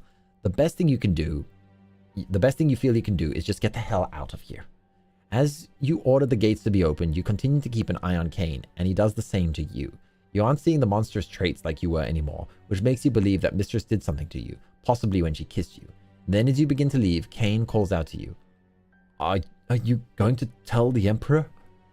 You turn around and face Cain, who's now isn't even looking at you in the eye. In fact, you'd say he looks ashamed. Funny thing is, Cain just gave himself away, though maybe he wanted to. Since you aren't exactly sure what the situation is, except what Mistress has told you, you ask Cain a simple question. Are you still loyal to the Emperor? Yes, Cain says, looking up, straightening himself a little and making a major effort to look you in the eyes. Then he already knows. Otherwise, I would have been sent here to kill you. Cain nods and begins to form disjointed sentences. You imagine he's probably going to try to explain his side of things, but quite frankly, after the day you've had, you don't care. I don't need to know how it happened. I don't need to know why it happened. I am not your judge. Just continue to serve the Empire and the Emperor with your distinction and loyalty as you have been. However, the moment that thing inside of you takes over completely, the moment you stop doing your duty, the moment you are considered a dangerous liability to the Empire, I will be your executioner. Remember this. I will, Cain says. Cain steps forward and raises his hand in a salute. You return the salute, which seems to make Cain happy. You get back on your horse and ride away, eager to put as much distance between you and Gnome's home as fast as possible. When you arrive back at your own war camp, your two main commanders, Captain Ackerson and Battle Mage Galen, are arguing over the battle plans as usual. They're competent men. It's just too bad they can't get along with you if you weren't around to bang their heads together. You learn very quickly why Roland was quick to shove them onto you. Sir, I'm glad you're back. I've tried to reason with this hedge wizard, but the man is being an unreasonable asshole. He doesn't see that sending our remaining golems on a suicide run on the Fort Tinker will result in a much quicker collapse of its walls and allow the rest of the troops to just pour in and overrun the place. The quicker we take this fort, the quicker we can march on the capital, Captain Ackerson says. And do you realize the waste you're suggesting? What if we need those golems for the assault of the capital? You think golems are easy to make? No, of course you don't, because you're just a muscle-bound moron who thinks brute strength and numbers are going to win the day, Galen remarks. You are in no mood. Will both of you idiots shut the up? I am sick of your petty arguing. Look, use half the golems to bring down one of the walls and back them up with a couple cannon units. The golems will probably be destroyed, and those cannon crews are going to get hammered by whatever new gnome invention the Falcons have, but it should be enough. Or come up with something else. I don't give a shit right now. Just get it done, and don't bother me again until you've made more progress. You yell and leave the war tent to make your way to your private tent. Oh, bye, Miku. I'm leaving the stream now. Bye-bye. Bye, Miku. Oh, hi, Hilly. Welcome. Nice timing. Yeah. Hope you have a wonderful week ahead of you, Miku. Okay. As soon as you open your tent, you have another unexpected encounter in a long time of unexpected encounters lately. However, this one is much more pleasant. Allison? What are you doing here? I figured I'd surprise you. The Eastern Front has been pretty quiet ever since we destroyed the majority of the gnome horde, you know. It's not like I can't sneak away every once in a while. I was actually surprised when I got here that you weren't around. So, where did you sneak off to? Orders from the Emperor. Special mission. It's done, and I don't want to talk about it right now. I'm just glad to see you. You're a welcome sight right now. Aren't I always? Allison remarks with a smile. You and Allison speak a bit, but you both know not to waste an opportunity like this, and the pair of you get to doing what lovers normally do. It's a good feeling, and not just the schmexy time, though that's certainly a good too. It's just the fact that you still can't believe someone can make you feel this way. You wouldn't admit to this openly, but sometimes when you're with Allison, you feel a bond there that might even rival your bond with the Emperor. There have even been times you've briefly worried if there would come a day where you would have to outright choose between the Emperor or Allison. The concern, though, isn't that you'd have to do it. Your concern is that there is a possibility that if it were to come down to it, you might choose Allison. You try to dismiss such thoughts, however. After all, when is a situation like that ever going to occur? Well, now it is! Better to focus on a pleasant present rather than a possible grim future. As the pair of you lies together, Allison starts to drift off in your arms and says something a little strange. Thank you. Thank you? For what exactly? The schmorgasm? For this night. I just feel so loved right now. And I love you too. You do know that, don't you? Allison asks, looking into your eyes. Of course, I know that I love you too. Just lying here with you makes me feel so safe, Allison remarks, and cuddles you even more. I suppose, but I hardly think you need me to protect you when you're more than capable of doing this yourself. Oh, God. The writer's brain in me says that Mistress kissed us and made an illusion go on us to make her daughter look like Allison to us in our mind. So we're busy sleeping with the daughter. Oh, that's like the worst possible. This is the worst possible outcome. My writer's brain is just, no, please don't let that be true. I suppose, but I hardly think you need me to protect you when you're more than capable of doing it yourself. Is there something wrong? You don't normally talk like this. Nothing's wrong. I guess I just feel a little girly there for a moment. Still, it's nice to hear you say it to me, and it's nice to know this side of you, Allison says, and begins to drift off. You briefly wonder if you'd lived a normal married life. Most of your nights would be like this, lying in bed, holding your significant other, getting up in the morning to do your mundane peasant job. Would you also have children? That's something you'd never even considered. Though you give your several intimate encounters with Allison, you're a little surprised that you haven't gotten into the possibility of baby complications. Perhaps you've just been lucky, or maybe she's been taking stillness potions bought from the Emperor's alchemists. Of course, she might just be barren, or maybe you're sterile. Abort. Whatever the case, she's never brought up the subject, and you certainly don't intend to, since it isn't a priority as far as you're concerned. It never will be. With these final thoughts, you join Allison in sleep. Foreshadowing, right? Hours pass, and you're awakened by the sounds of cannons and warfare in the distance. Ugh, I guess they've started. I suppose I better get up and see what's going on before Allison and Galen start arguing over how to best execute the survivors. Hey, did you need to... You say, and then realize Allison is no longer laying anywhere next to you. She's not even in the tent. What you do see is a piece of parchment nearby. You pick it up and feel something is wrong as soon as you do. Your first thoughts are perhaps it's some sort of breakup letter. You've heard of such things occurring with soldiers that have been far away from their wives and husbands sometimes. Perhaps Allison sees the futility of your current arrangement, since you both have a significant duty to the Emperor and doesn't want you to choose. However, after you read those words on it, you wish it were a breakup letter.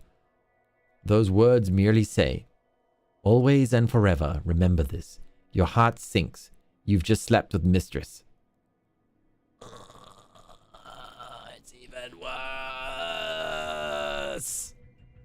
It's even worse. She must have magically disguised herself as Allison. You don't even know how to react. Your normally reserved emotions are all over the place. You feel a little sick. You definitely feel rage, but more at yourself for not being observant and falling for Mistress's tricks again. No! You end up nearly destroying everything in your tent in rage, screaming incoherent obscenities, not giving a damn about what the soldiers or officers walking by might be wondering what's going on. In fact, it's a good thing none of them pop their heads in to investigate, since you're angry you might have killed them. After you're spent, you fall to your knees defeated. "I'm sorry, Allison, I'm sorry," you say over and over again between catching your breath and looking at the portrait of her. And the worst part of all of this is you still enjoyed your night with Mistress. Even if it really wasn't your fault, you briefly wish you hadn't allowed yourself to grow so attached to Allison, so this wasn't even an issue. You should have just been concentrating on your duty to the Emperor, and now that you're paying the price for not staying focused, you're focused now, though. Oh no, the Emperor set her up to do this. Oh, I bet this was all part of the Emperor's plan, was to have the Mistress mess around with us so that if we ever did start to fall for somebody, she would mess it up for us, so that we would always stay loyal to the Emperor. Oh no, this was all a plot to keep us under control. I bet the Emperor is paying her to do this. With the Battle of Fort Tinker already in full swing, you make your way to the war-torn fort and unleash the rest of your renewed energy there.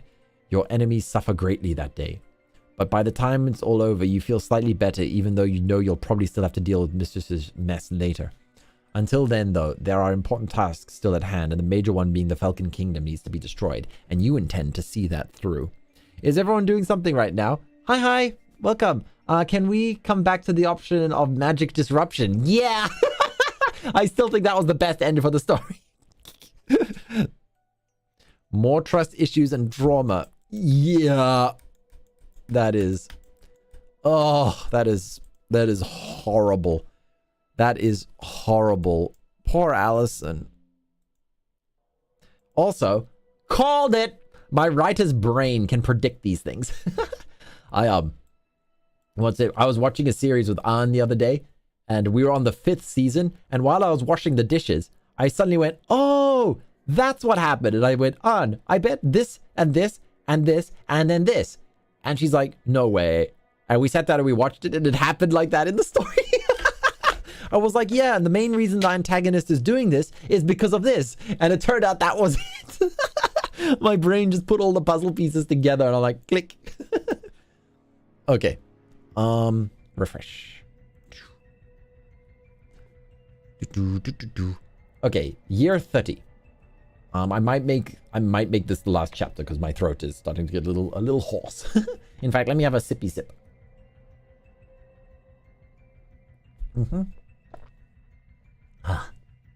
Okay, year 30. The day has come at last. We're 30 years old. Yay! As far as VTuber standards go, we're officially old. Year 30. The day has come at last.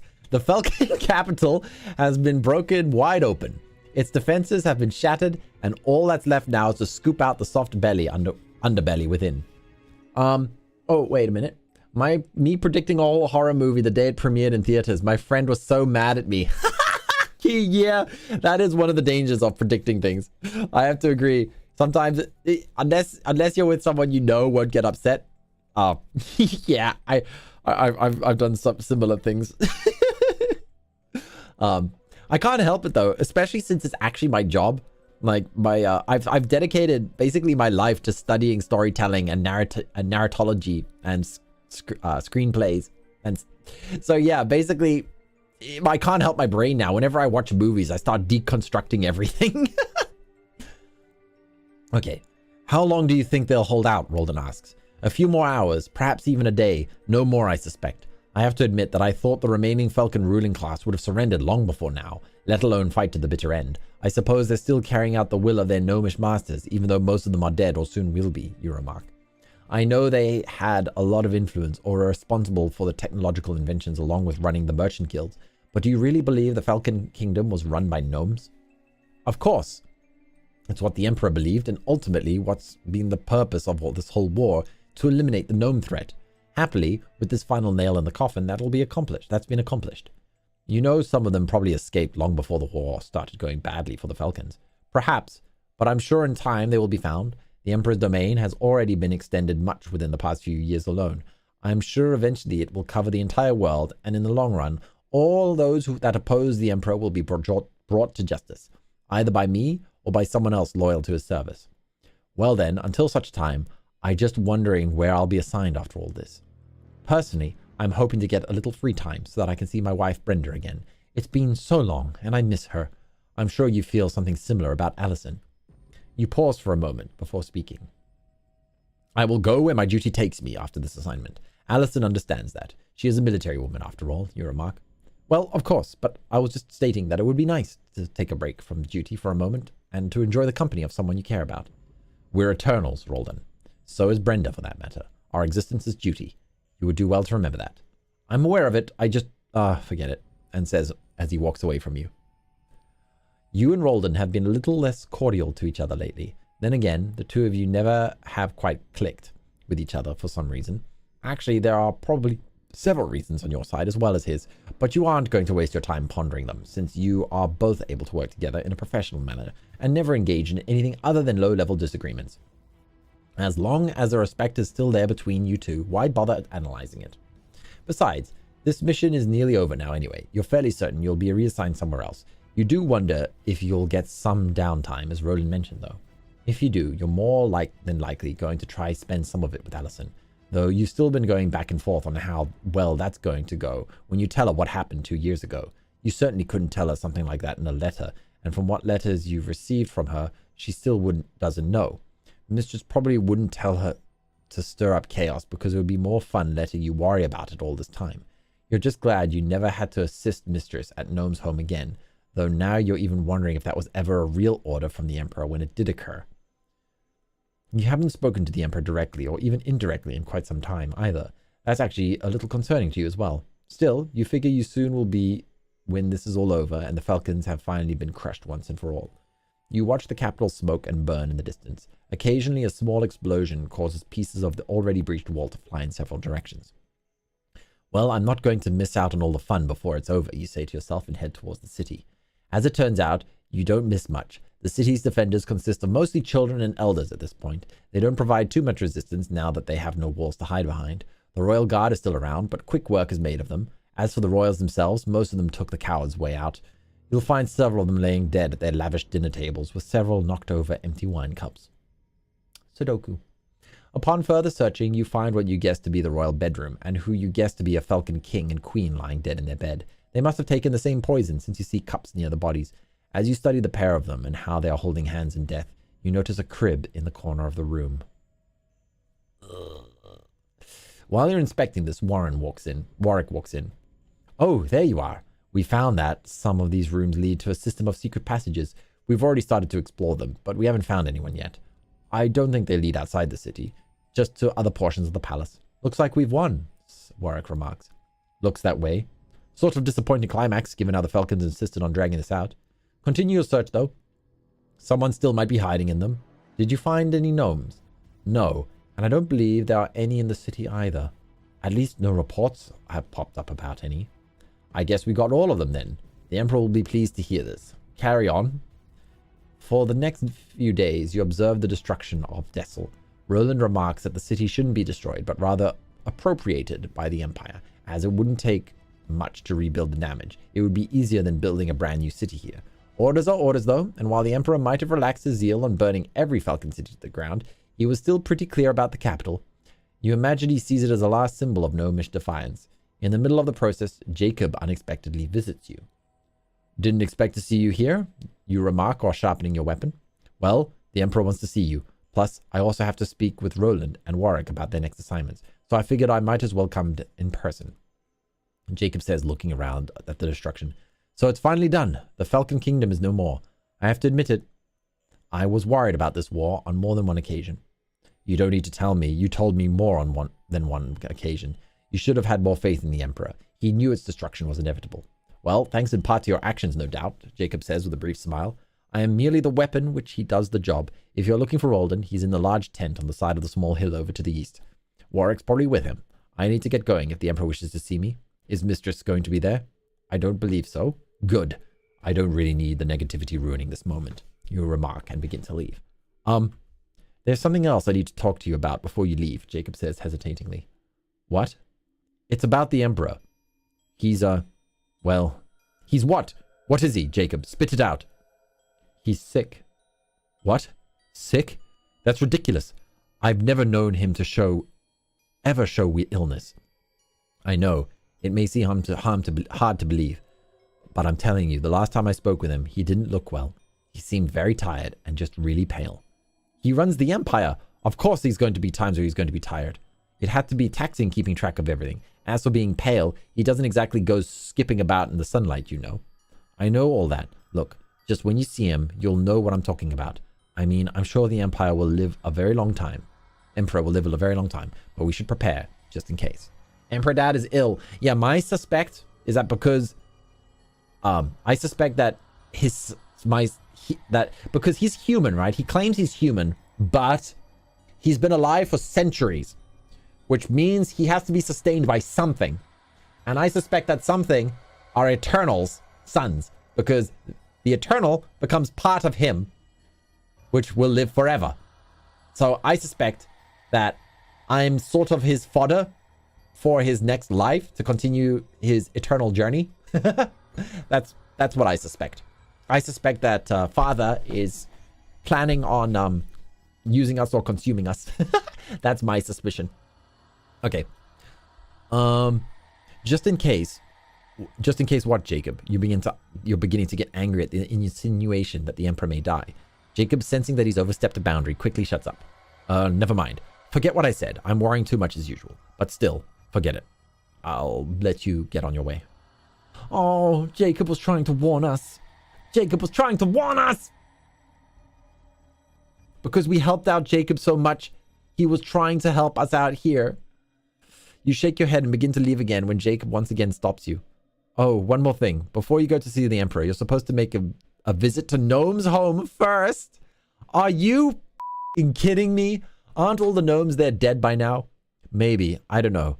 Something to do with souls, I think. I never did know exactly what went on there, and I don't really think I want to know. All I do know is that you're supposed to assist.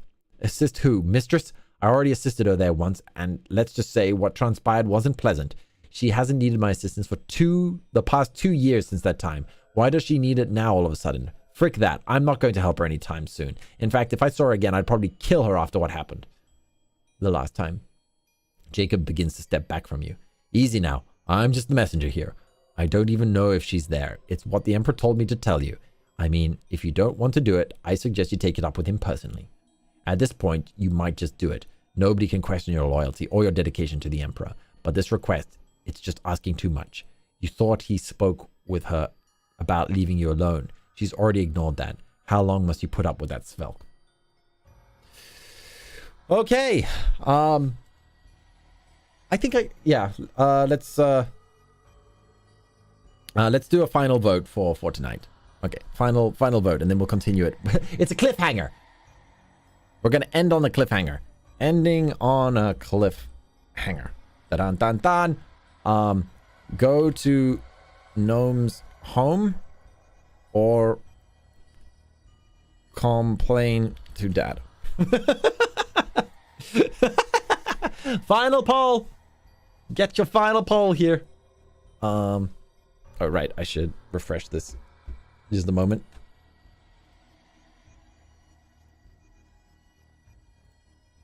Let's see. I wonder if I can do this.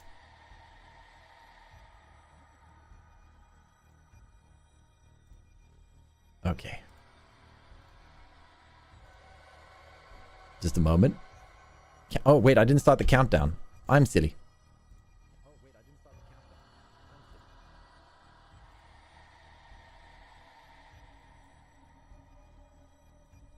There we go. The final countdown.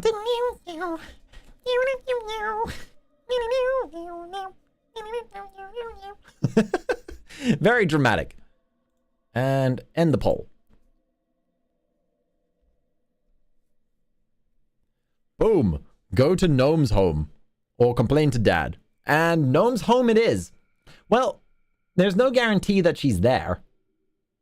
So, you know, she might not be there. we shall hope. I will vote for Gnome's home and then we shall call it. So go for Gnome's home. Actually, you know what? We'll read it. We'll read it. Let's just a sec. We can read it. So refresh.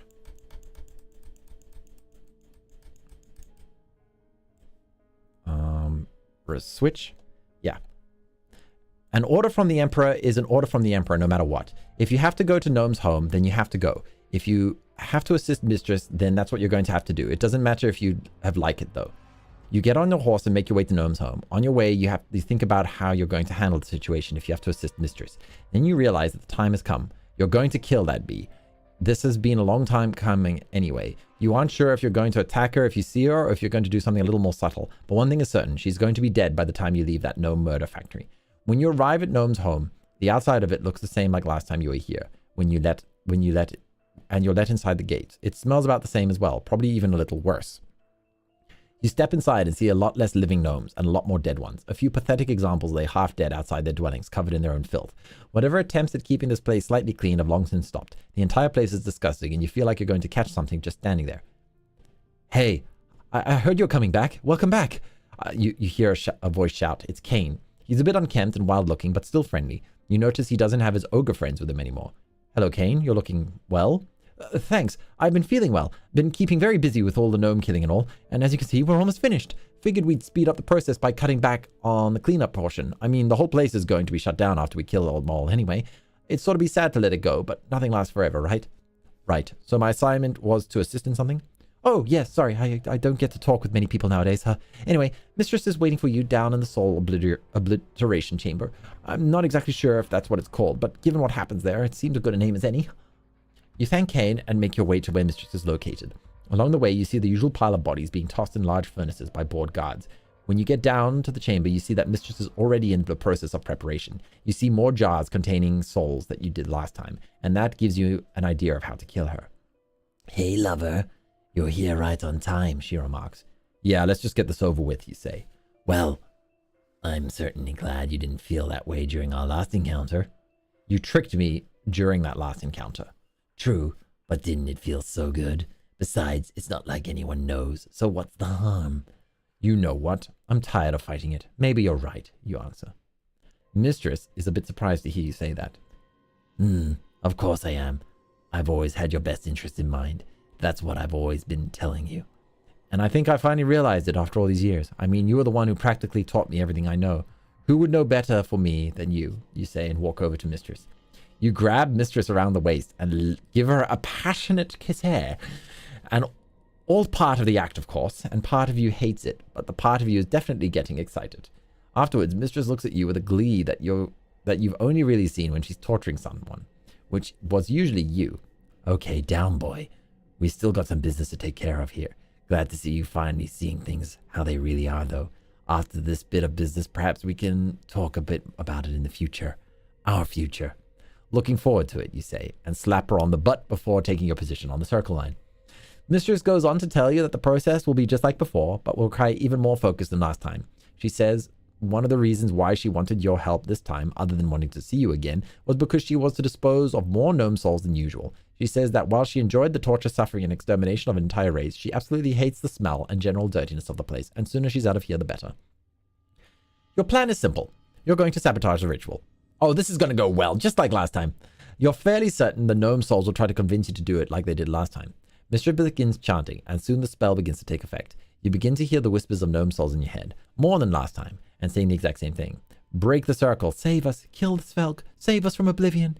You hear, and you begin to do just that, and you stop focusing your energy towards Mistress. She, of course, realizes what you're doing, but doesn't say anything. Instead, she just shuts her eyes as if to concentrate harder. You decide a blade through her body should really take her off the game plan, since she's either going to stop you, which will expose her mind to the vengeful soul, or not stop you and get stabbed, which will have the same effect. You draw your sword, and then suddenly your own mind shield is broken and shattered, and multiple souls assault your mind. The pain is excruciating, and you collapse on the floor. Did you really think I couldn't see through your charade? Mistress shouts as your mind continues to be destroyed by gnome souls.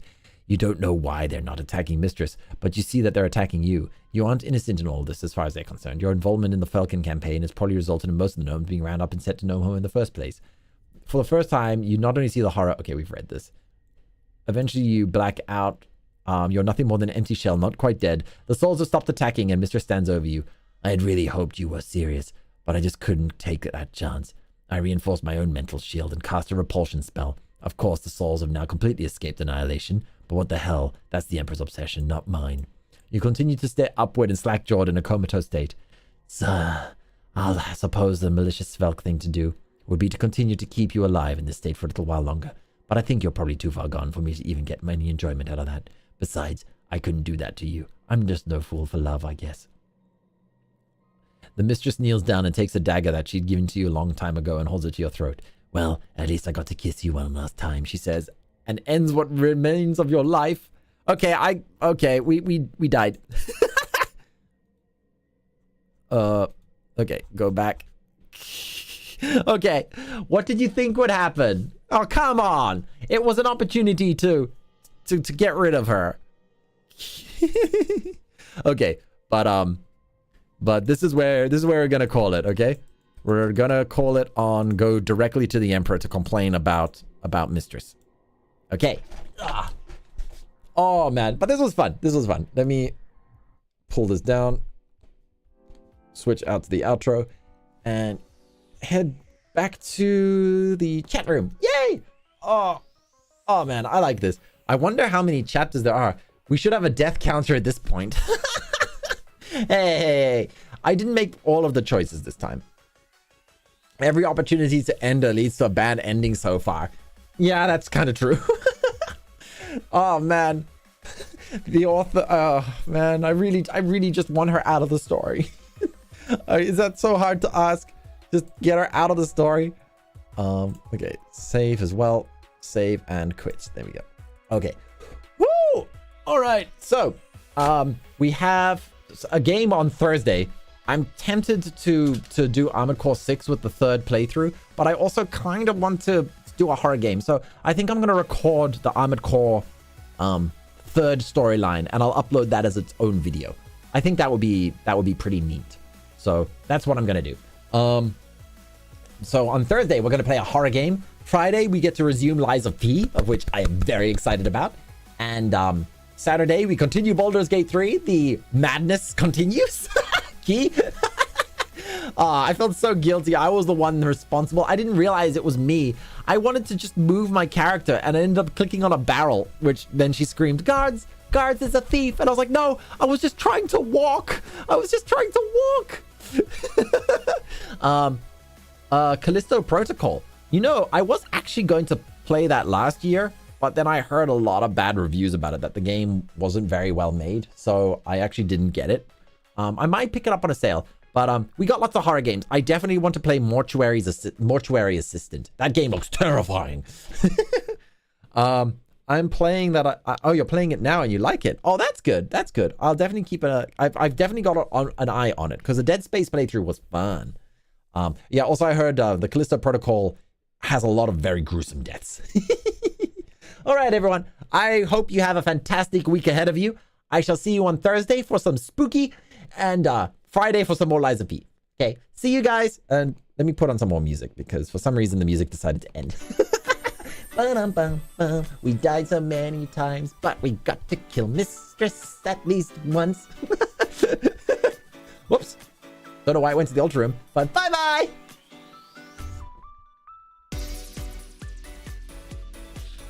Have a good one, Jono. Thanks, Karasu. And bye, Lael. Bye, Namamare. Bye, Karasu. Bye, Jetski Sam. Roberto. Ryan's YouTube channel. Healy. Namamare. Yeah. That's everybody.